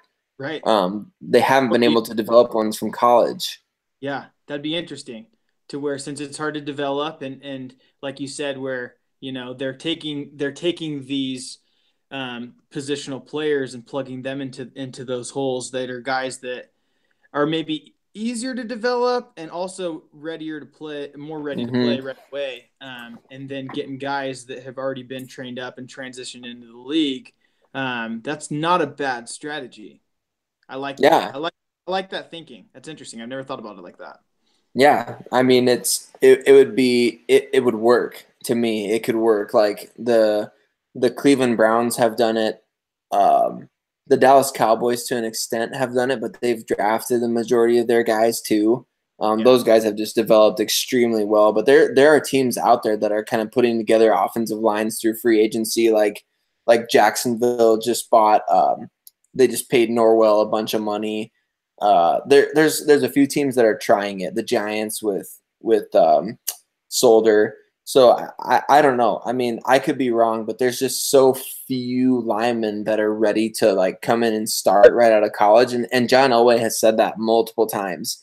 He said, like, the toughest position right now for us to evaluate is offensive tackle, because like these guys they're not ready for the NFL when they come in. Their college teams are keeping them lean, and college teams are prioritizing quickness and like ability to move in space rather than like the pro style. Like, you have to be good at grinding it out in the running game, as well as like setting up technically in your pass protection sets. And so I don't know. It's just interesting to me if they could do that. If they could go out and overpay a little bit for linemen, I would rather do that than go out and try and draft these guys super high, because it's such a crapshoot anyway. I mean, the Broncos' best offensive lineman that they've drafted in John Elway's tenure was one of the lowest draft picks he's ever used at the position, Matt Paradis, sixth rounder. So, right.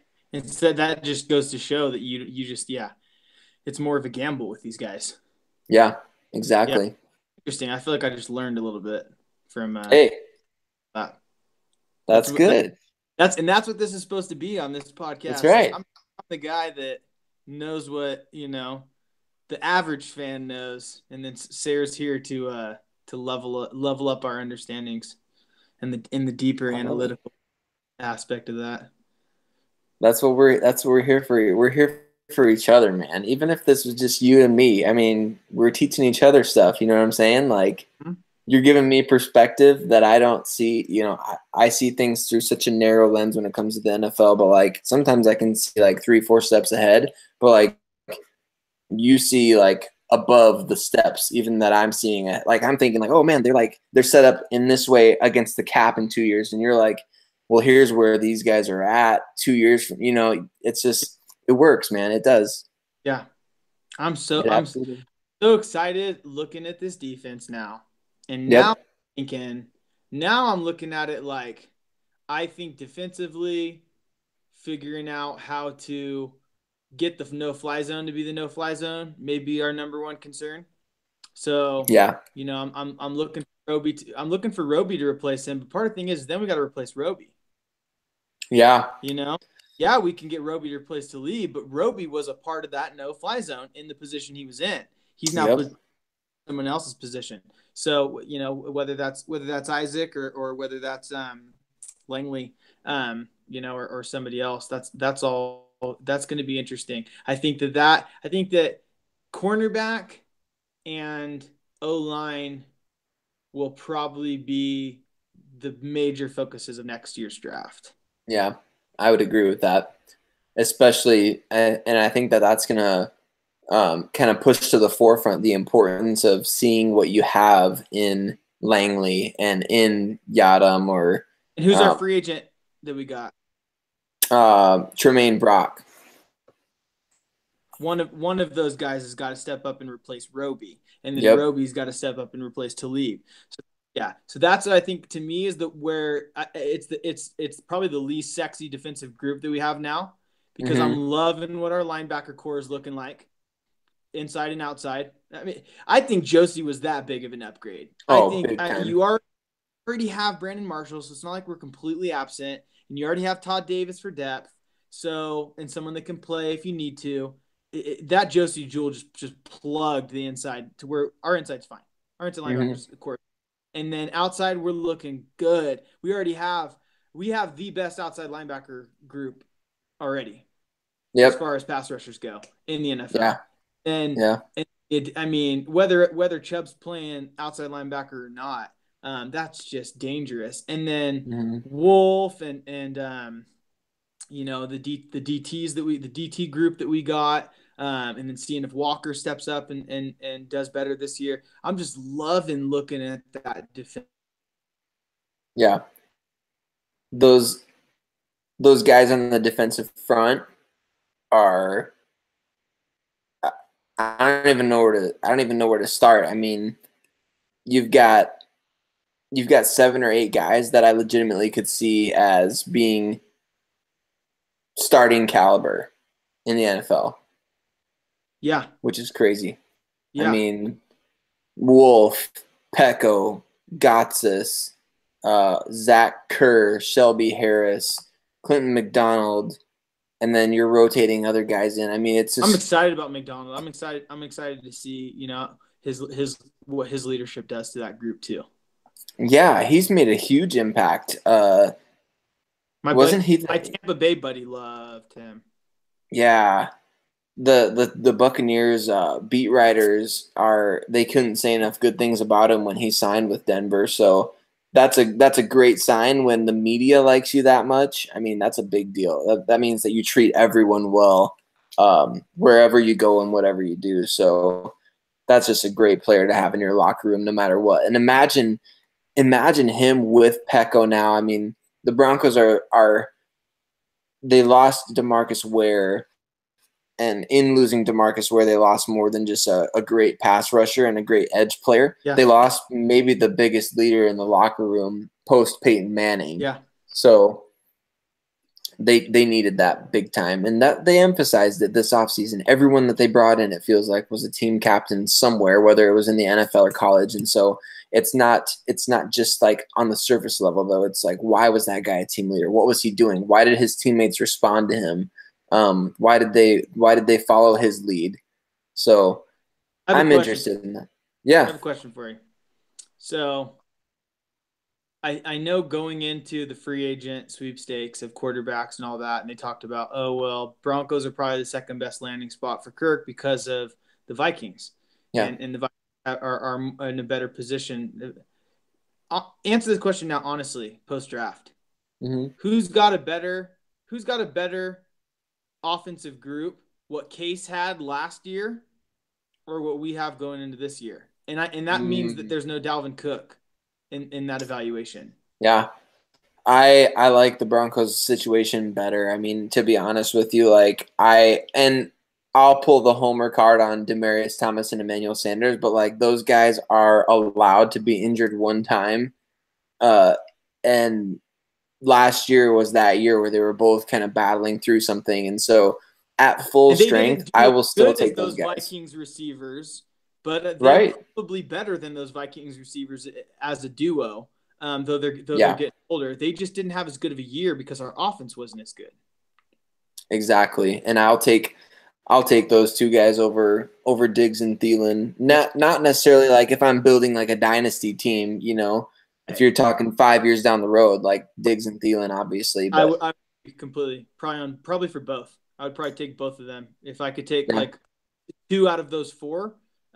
Even if I could mix and match, I'd probably take those two in dynasty thinking. yep, yep, But but we've got our dynasty players over here on the Broncos, so I feel like if you're taking wide receiver group, even for dynasty, mm-hmm, I'd take the Broncos wide receiver group for dynasty because yep, the guys who got under them are better than the guys that are under Thielen and Diggs. exactly. And that's new for the Broncos because they had who they had before this. They had Cody Latimer and Benny Fowler, and now I mean, you got some young studs Harrison, back there. Sutton, and Hamilton. It's Mm, now it's looking like okay, Kirk. I hope you really chose the right situation because yeah, no longer for the reason of that's the better offense. We look like we have better pieces to play with, I and they're agree. the O line's a wash, right? They're pretty much the same. At least. They ranked within two spots of each other last year. So the O lines are pretty much interchangeable between Vikings and Broncos. So it's really running back core and why I think that the one thing I'll say for sure is definitely tight end at this point Yep. is more of a lock for Vikings. And Yep. then if Dalvin Cook's healthy, then absolutely. Um, but wide receiver core, I think we got a better wide receiver core. And then I think behind the starting running back, I think we got a deeper running back core. Mm-hmm. And then we've got some people that could show. I mean, because even with Rudolph, like Rudolph's reliable, but he's not this like stud athlete. So I mean, I Yeah. think if Butt and Fumagalli turn out to be who we want them to be and who everyone's expecting them to be, we got a better tight end core too. Yep. And that's the quarterback's best friend is that position. And if you have two guys that can go out there and work the seam, work the middle of a defense, be that reliable third down target, that's exactly what Jake Butt and Troy Fumagalli So were in those tight college. ends and Hamilton in the middle, that's going to change the game for what we can do outside. Yeah. Yeah. You the the one thing I would say that the Broncos have lacked since Peyton Manning left is a presence over the middle of the field. Like they don't have anybody that's been able to go and be that third option over the middle of the field that knows how to set down in the Welker, uh, yeah, since Welker. You're right. Welker and Thomas, yeah. Yeah. And now they've got in spades, I think. I mean, I love the idea of Carlos Henderson playing the slot and just taking a. There was a couple of plays that I watched of Sutton and Hamilton's where they were lined up in the slot and they bounced back and they took a screen pass from the slot and they kind of they started off in the slot, they kind of ran back to the ball and then they bounced it back outside over the outside receivers, and I can picture Carlos Henderson doing that with that big 4.45 or 4.46 speed, whatever he had, and just the options that the Broncos have right now. Got to think Musgrave is just salivating. He's got to be just dying to get Same, out on the field. same with Case, but especially with Bill. More pressures on Bill right now to develop that offensive identity and Yeah, figure out how we're going to use these pieces. Case is excited, and then Bill Musgrave has just got to be like loving, yeah, loving the challenge that this is going to be to put all of them in creative positions. Yeah, he's got to. I'm so ready to have a good offensive coordinator. I'm so ready for him. I want to be. I'm going in to this season believing in Bill Musgrave, and I want to have an OC that I have faith in and trust, because I've just too many years of Mike McCoy, too many years of just conserve. Not since just that Gase year, man. And I'm telling you, it's the one thing that I will never forget was Gase's first press conference in the offseason after we lost to Indianapolis. Which year? The 20. Gase's first OC year. Oh, Baltimore. Was that the Baltimore game? I think so. Okay. Yeah, I think you're right. So he gets on his first press conference and he says, "We're going to score as many times as possible and we're never going to take our foot off the pedal." Yes. And what happened? That was called, in storytelling, that's called foreshadowing. Yes. That was the first clue that we had. And of course everybody says that, but like, oh yeah, we want to score as much as possible. No, it was no, we're going to take the ultra aggressive, score as many times as possible, just powerhouse aggressive offense. And then what happened? We were the best offense in the history of the National Football League. Yes. And that was the moment, was when he said that press conference. I was like, ooh, we got the pieces. Here we go. We've got this is what we need to be. And that was an inspired decision. He came in there, knocked it out of the park. We accomplished that goal, accomplished that. And that's what I'm like, I've been lacking that. Gase was a little window that we had where we had a good OC. And beyond that, I feel like in the years surrounding, before and after, it's just been uninspired offensive play where it looks like nuclear freaking science to get a first down. And it's like, why is this so freaking complicated? I know that I'm just a fan. It's easy for me to say that, but then I'm watching other teams and they're just cutting, or teams against us, and they're cutting us up like freaking butter. And I'm like, I know. Why making it look so easy? I don't understand this. It kills me inside to be watching another team and being like, man, I wish we could do what Blake Bortles just did. That's how sad it's been. What a statement. I know. I was legitimately jealous of the Blake Bortles led Jaguars at times this year because of the simple fact that they could call play, and it was like, oh, we've got this play that we dial up for a first down on 3rd and 4. That's it. That's what we got. And like you said, I love an offensive coordinator that's willing to step on the gas and not take his foot off the pedal, because I feel like that would be me as the offensive coordinator. If I was out there, I'd be like, I don't care who I'm playing against. I am going to run up the score big time. And I would just sit there. We've talked about our Madden days, man. Yep. We've talked about the Madden days, and I would run up the score on my friends all day long. And I would just sit there and I'd just be giggling at them every time I scored a touchdown. I'd be like, I just schooled you again. We're at the end of the day, we're still friends. And I'm sure those offensive coordinators in the NFL or offensive defensive coordinator, whatever, I'm sure they've all got good working relationships as brothers in the NFL. But at the end of the day, you still want to beat the crap out of your brother when it comes to competing. Destroy. We're competing, man. This isn't. Yeah, you're. That was I think the low point. The low. I would say one of the lower points of being a Broncos fan, even more so than us being bad, was us being good and we were too conservative to be good.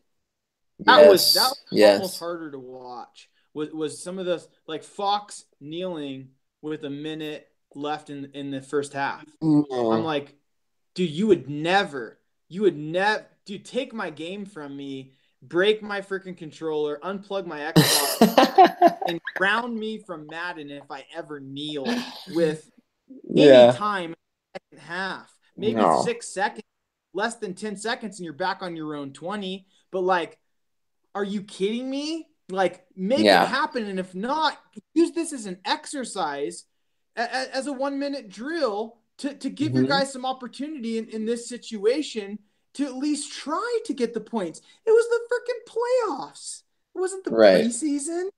Even the preseason, you shouldn't do that. So I think that's where it's underutilizing what you have is maybe more tragic than just not having what you need to have. Oh, well said. That's so well said. It's the most disappointing thing to wonder what if or what could have been as a football fan. Like, what Right. could have been if they would have just done this or if they would have just done that. Like, you hate to think that. We win the And end game. We win the Baltimore game in those 2 separate years, and like we won 3 Super Bowls with Peyton Manning.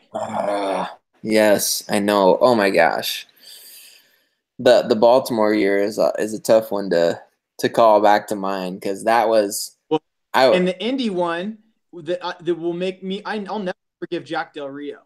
I'll no never forgive no Jack. That game, he never blitzed 2 players once. no Like nope. it was it was mind boggling. It was mind boggling. We had with the tools and weapons that we had that we did not attack Hmm. them, and it was like he wanted that game to end, and he wanted to go coach the Raiders. And Yeah. I'll never forgive him. No. Nope. Nope. We'll At never least forget that. I mean, as a person maybe, but as a football Yeah. No, as a vision, football fan, no way. No way. He doesn't deserve our forgiveness as fellow no football respect, fans. No no way. whatsoever. Same with John Fox. I felt like John Fox knew that the writing was sort of on the wall in that game. And like they coached as such. Their players responded and played as such. I'm Like so glad Gary Elway Kubiak, burned that coaching house down. I love it. I love it. And That's one of my favorite that Elway moves. Was that it is. Yeah. I agree. a He playoff coach? Who cares if it's not the standard or traditional thing to do? It was Yep. the right move to do. Yep. Burn it all down, baby. Imagine if John Elway were running the Cincinnati Bengals. Where would Marvin Lewis be today? Not with the Bengals, I guarantee you that, because Yep. that's not that type of performance is not accepted. Like, it doesn't matter how good you are in the regular season. It doesn't even matter how good you might be in the playoffs. It matters how many times you're bringing home the Lombardi.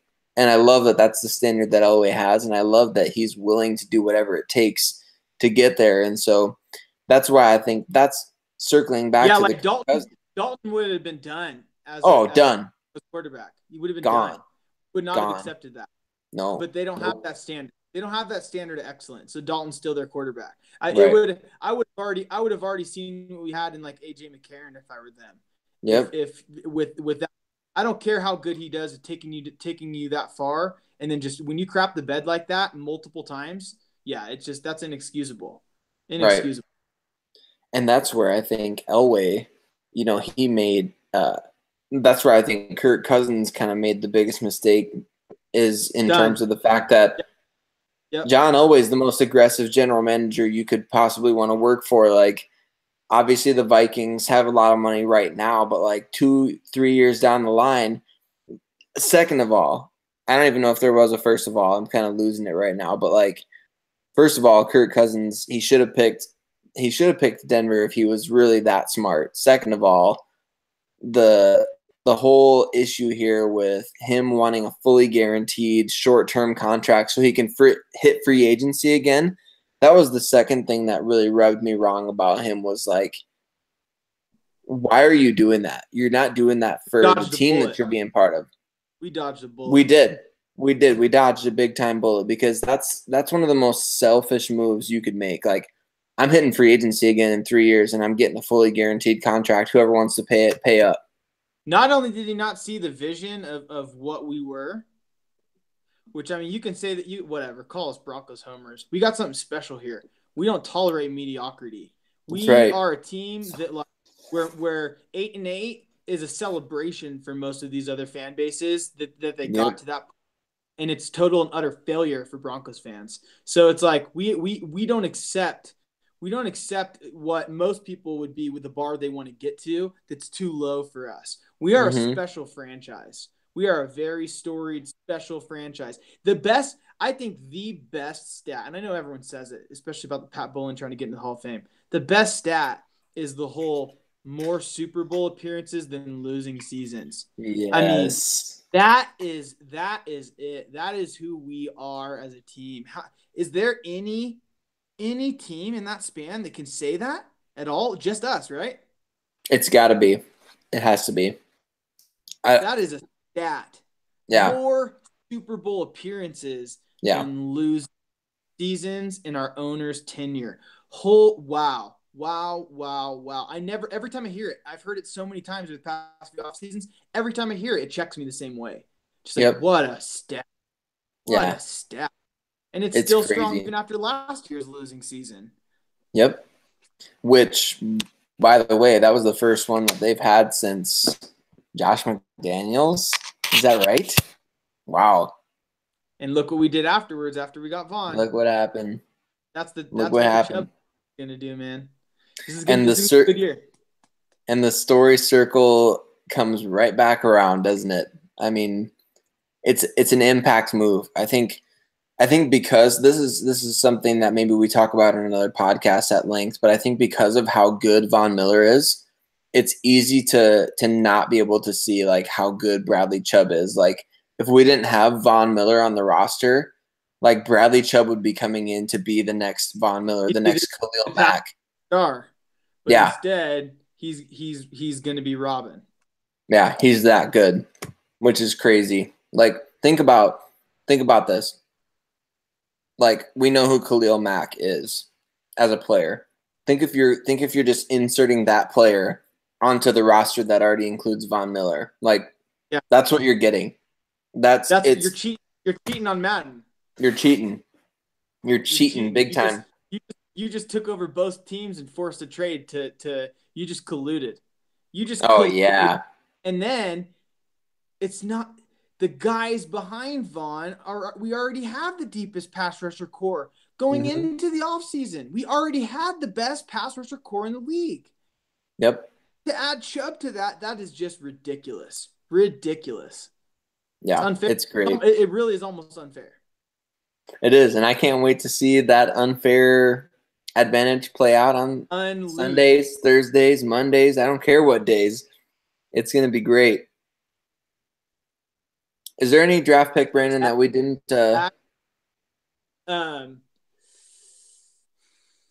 Bierria, the linebacker from Washington. We didn't say anything about Bierria. I think he's going to be a special teams ace right away. Yeah. Probably a rotational defensive player. They're just so deep at linebacker with Jewell now. That's 3 deep. Unless somebody gets hurt, he's probably not going to play a lot on defense this year, but I think he'll play a lot on special teams. Yeah. So that'll be good. Yadam, we didn't really talk a lot about, but I mean, I fully trust the Broncos' judgment in defensive backs at this point. Are you with me on that? Yeah. Yeah. Fully trust it. Yeah. He seems almost like an underwhelming pick from first look. Yeah. But that's where it's that not only with special teams like Bierria, are they going to come in, and we need some special teams guys after losing Latimer and who else do we lose? That was another Corey Nelson. Yep. Yeah. Yep. So I think that's an immediate thing that's good that they're going to do, and then we'll see what happens. I think that building up the depth of that cornerback core, I think that's a step, and that's where I love the pieces that we got this year. I love the pieces. I'm fine knowing that our offensive line could have been better if we went elsewhere, because I like where we went. And so looking at this from that macro whole, I just don't see. You looked at the Broncos this year in free agency period and around that time, so many holes. Yep. I'm looking at the team now and I don't really see any. I see downgrades. I see some downgrades. Cornerback specifically. Maybe only cornerback actually, really. But I just see a lot of improvement across the board. A lot of guys that a lot of high ceilings.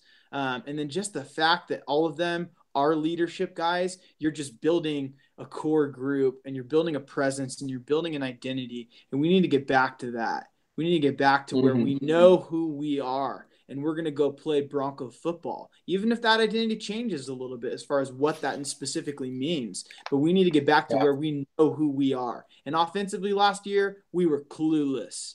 Yep. And that's unacceptable. And our defense has been hemorrhaging since our Super Bowl loss. And I feel like this was the first move up where we've been down. Our defenses look like it's lost a guy here, and no one that we got in the offseason replaced that. And it was just like, Mm-hmm. okay, well, let's see if we can, get a little bit under the production of last year. This is the first year where I'm like, okay, I think we could do. I'm not gonna say because we don't have the corners locked in for sure. I'm not gonna say we're going 2015 defense here, but we're certainly better than 2017 and probably better than 2016. Yeah, I would fully agree with that. And moving in the direction of 2015. Get the corner yes. year, get the O lineman the next year, get those other things that we do need and that we can acknowledge that we need. It's fine that we didn't fix every single problem, but goodness me, did we fix a lot of them? And am I excited about this offense? And am I pumped that this D is looking like it's moving back to the direction of Orange Crush freaking football? Heck yeah. Heck yeah. Mm-hmm. Dude, I couldn't say it any better. You just nailed it. You nailed it. And I think that's honestly that's where this episode really needs to come to its conclusion, is the fact that we are better. The Broncos are better than they were 2 years ago. The Broncos are better than they were last year. The Broncos have better leadership. The Broncos are more.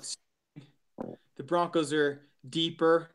Like there's a lot of different kind of angles you can look at it, and we're better. We're just better. Yep. That's the biggest takeaway from the draft.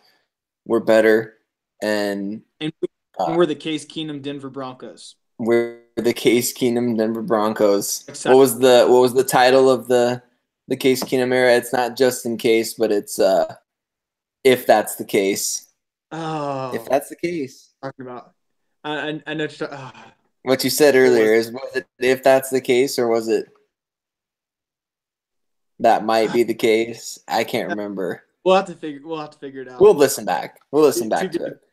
To be continued. Yeah, to be continued. Well, dude, this is awesome. I think that this is obviously going to be a longer episode because there's a lot of subject matter to cover. We basically recapped the entire Broncos offseason. Yeah, absolutely. Yeah, yep. Big time stuff on Josie Jewell. Big time stuff on even Chad Kelly earlier. I mean, I love talking to me some Chad Kelly, and I think you said it best. The Broncos are improved. They are better. They're different. And it's a good different. And that's more than we could have asked for at the beginning of this offseason. I mean, all the scenarios that played out in my mind, this was not necessarily one of them. Like getting arguably the best quarterback in free agency and then getting the best defensive player in the draft. If you could write that down on paper. Yeah, I would have doubted it. I did not. Didn't think we'd be sitting here this stoked. I thought it'd be a good draft. I didn't think it would be this good. Yeah, it was a home run, game-changing draft, just like we thought, just like we wanted, just like we said Elway needed. He did it. He came through. I might say it's inside the park grand slam. Inside the park grand slam. Yes. That's my upgrade. I like it. Inside the park grand slam, because inside the park home run simply is not good enough. Not to describe this draft class. So last year might be an inside the park home run, but we'll see what happens, because that's still under evaluation. That's one of those things. I wouldn't call it a home run. I'd call it an inside the park home run. But this is an inside the park grand slam. Yep, it is. It's an inside. those listening, I don't even watch baseball, so that's just, I'm just pulling that one out right there. But it could happen. An inside the park grand slam could happen. I'm going to trust my baseball expert, Sayre Bedinger, to confirm that. Yeah, right? Yeah, it could happen. And if it does happen, like, everyone wants to see it. That's the best thing about it. Everyone would want to see that if that happens. So, fun fact. It's going to be a last closing fun fact. My baseball career ended with an inside the park grand slam. Really? So I didn't hit the ball. I think I hit the ball once all year. I was so scared of the ball. I was really tiny. This girl Becky scarred me, man. Like, she would always beam pitcher. She was a pitcher that was like a savage. Becky would always tag people, and I was so terrified, man. I never want to get hit by the ball, so they'd walk me because I was so small. Anyway, last game of the season, I smacked it, dude, and it went and it tagged the first baseman right in the cup, and they gave me an automatic to second base, and I was like, cool. Well, the next time I was up, that guy was the pitcher, the dude I had tagged in the cup. Okay. So, dude, I just went, and I knew it was my last game, so I was like, screw it, dude. I just had this mentality where I was like, I'm just gonna go for it. Well, I cracked it, goes over first base, and I'm running, and then they overthrew third as I was rounding it, and then they Okay. overthrew home. Then I got in, and they're like, the bases were loaded, right? That was an inside the park. Wow. And I was like, I'm done. Well, I didn't say I'm done, but Call it. Respect. It's like, I'm done, baby. I'm walking out inside the park grand slam. I'm officially retiring. I'll never top that. That was it. That was my glory. That was my last most glorious moment. Was my final at bat. You should have got carried off the field like Rudy. I should have. After that, that would be epic. Like inside the park grand slam to close out your baseball career. Oh, one more question that I had for you, because I'm rocking the Star Wars, and I was just reminded 3 weeks until the Solo movie. What are your thoughts? I'm gonna go super brief because I feel like we need to go a little deeper next episode. Yeah.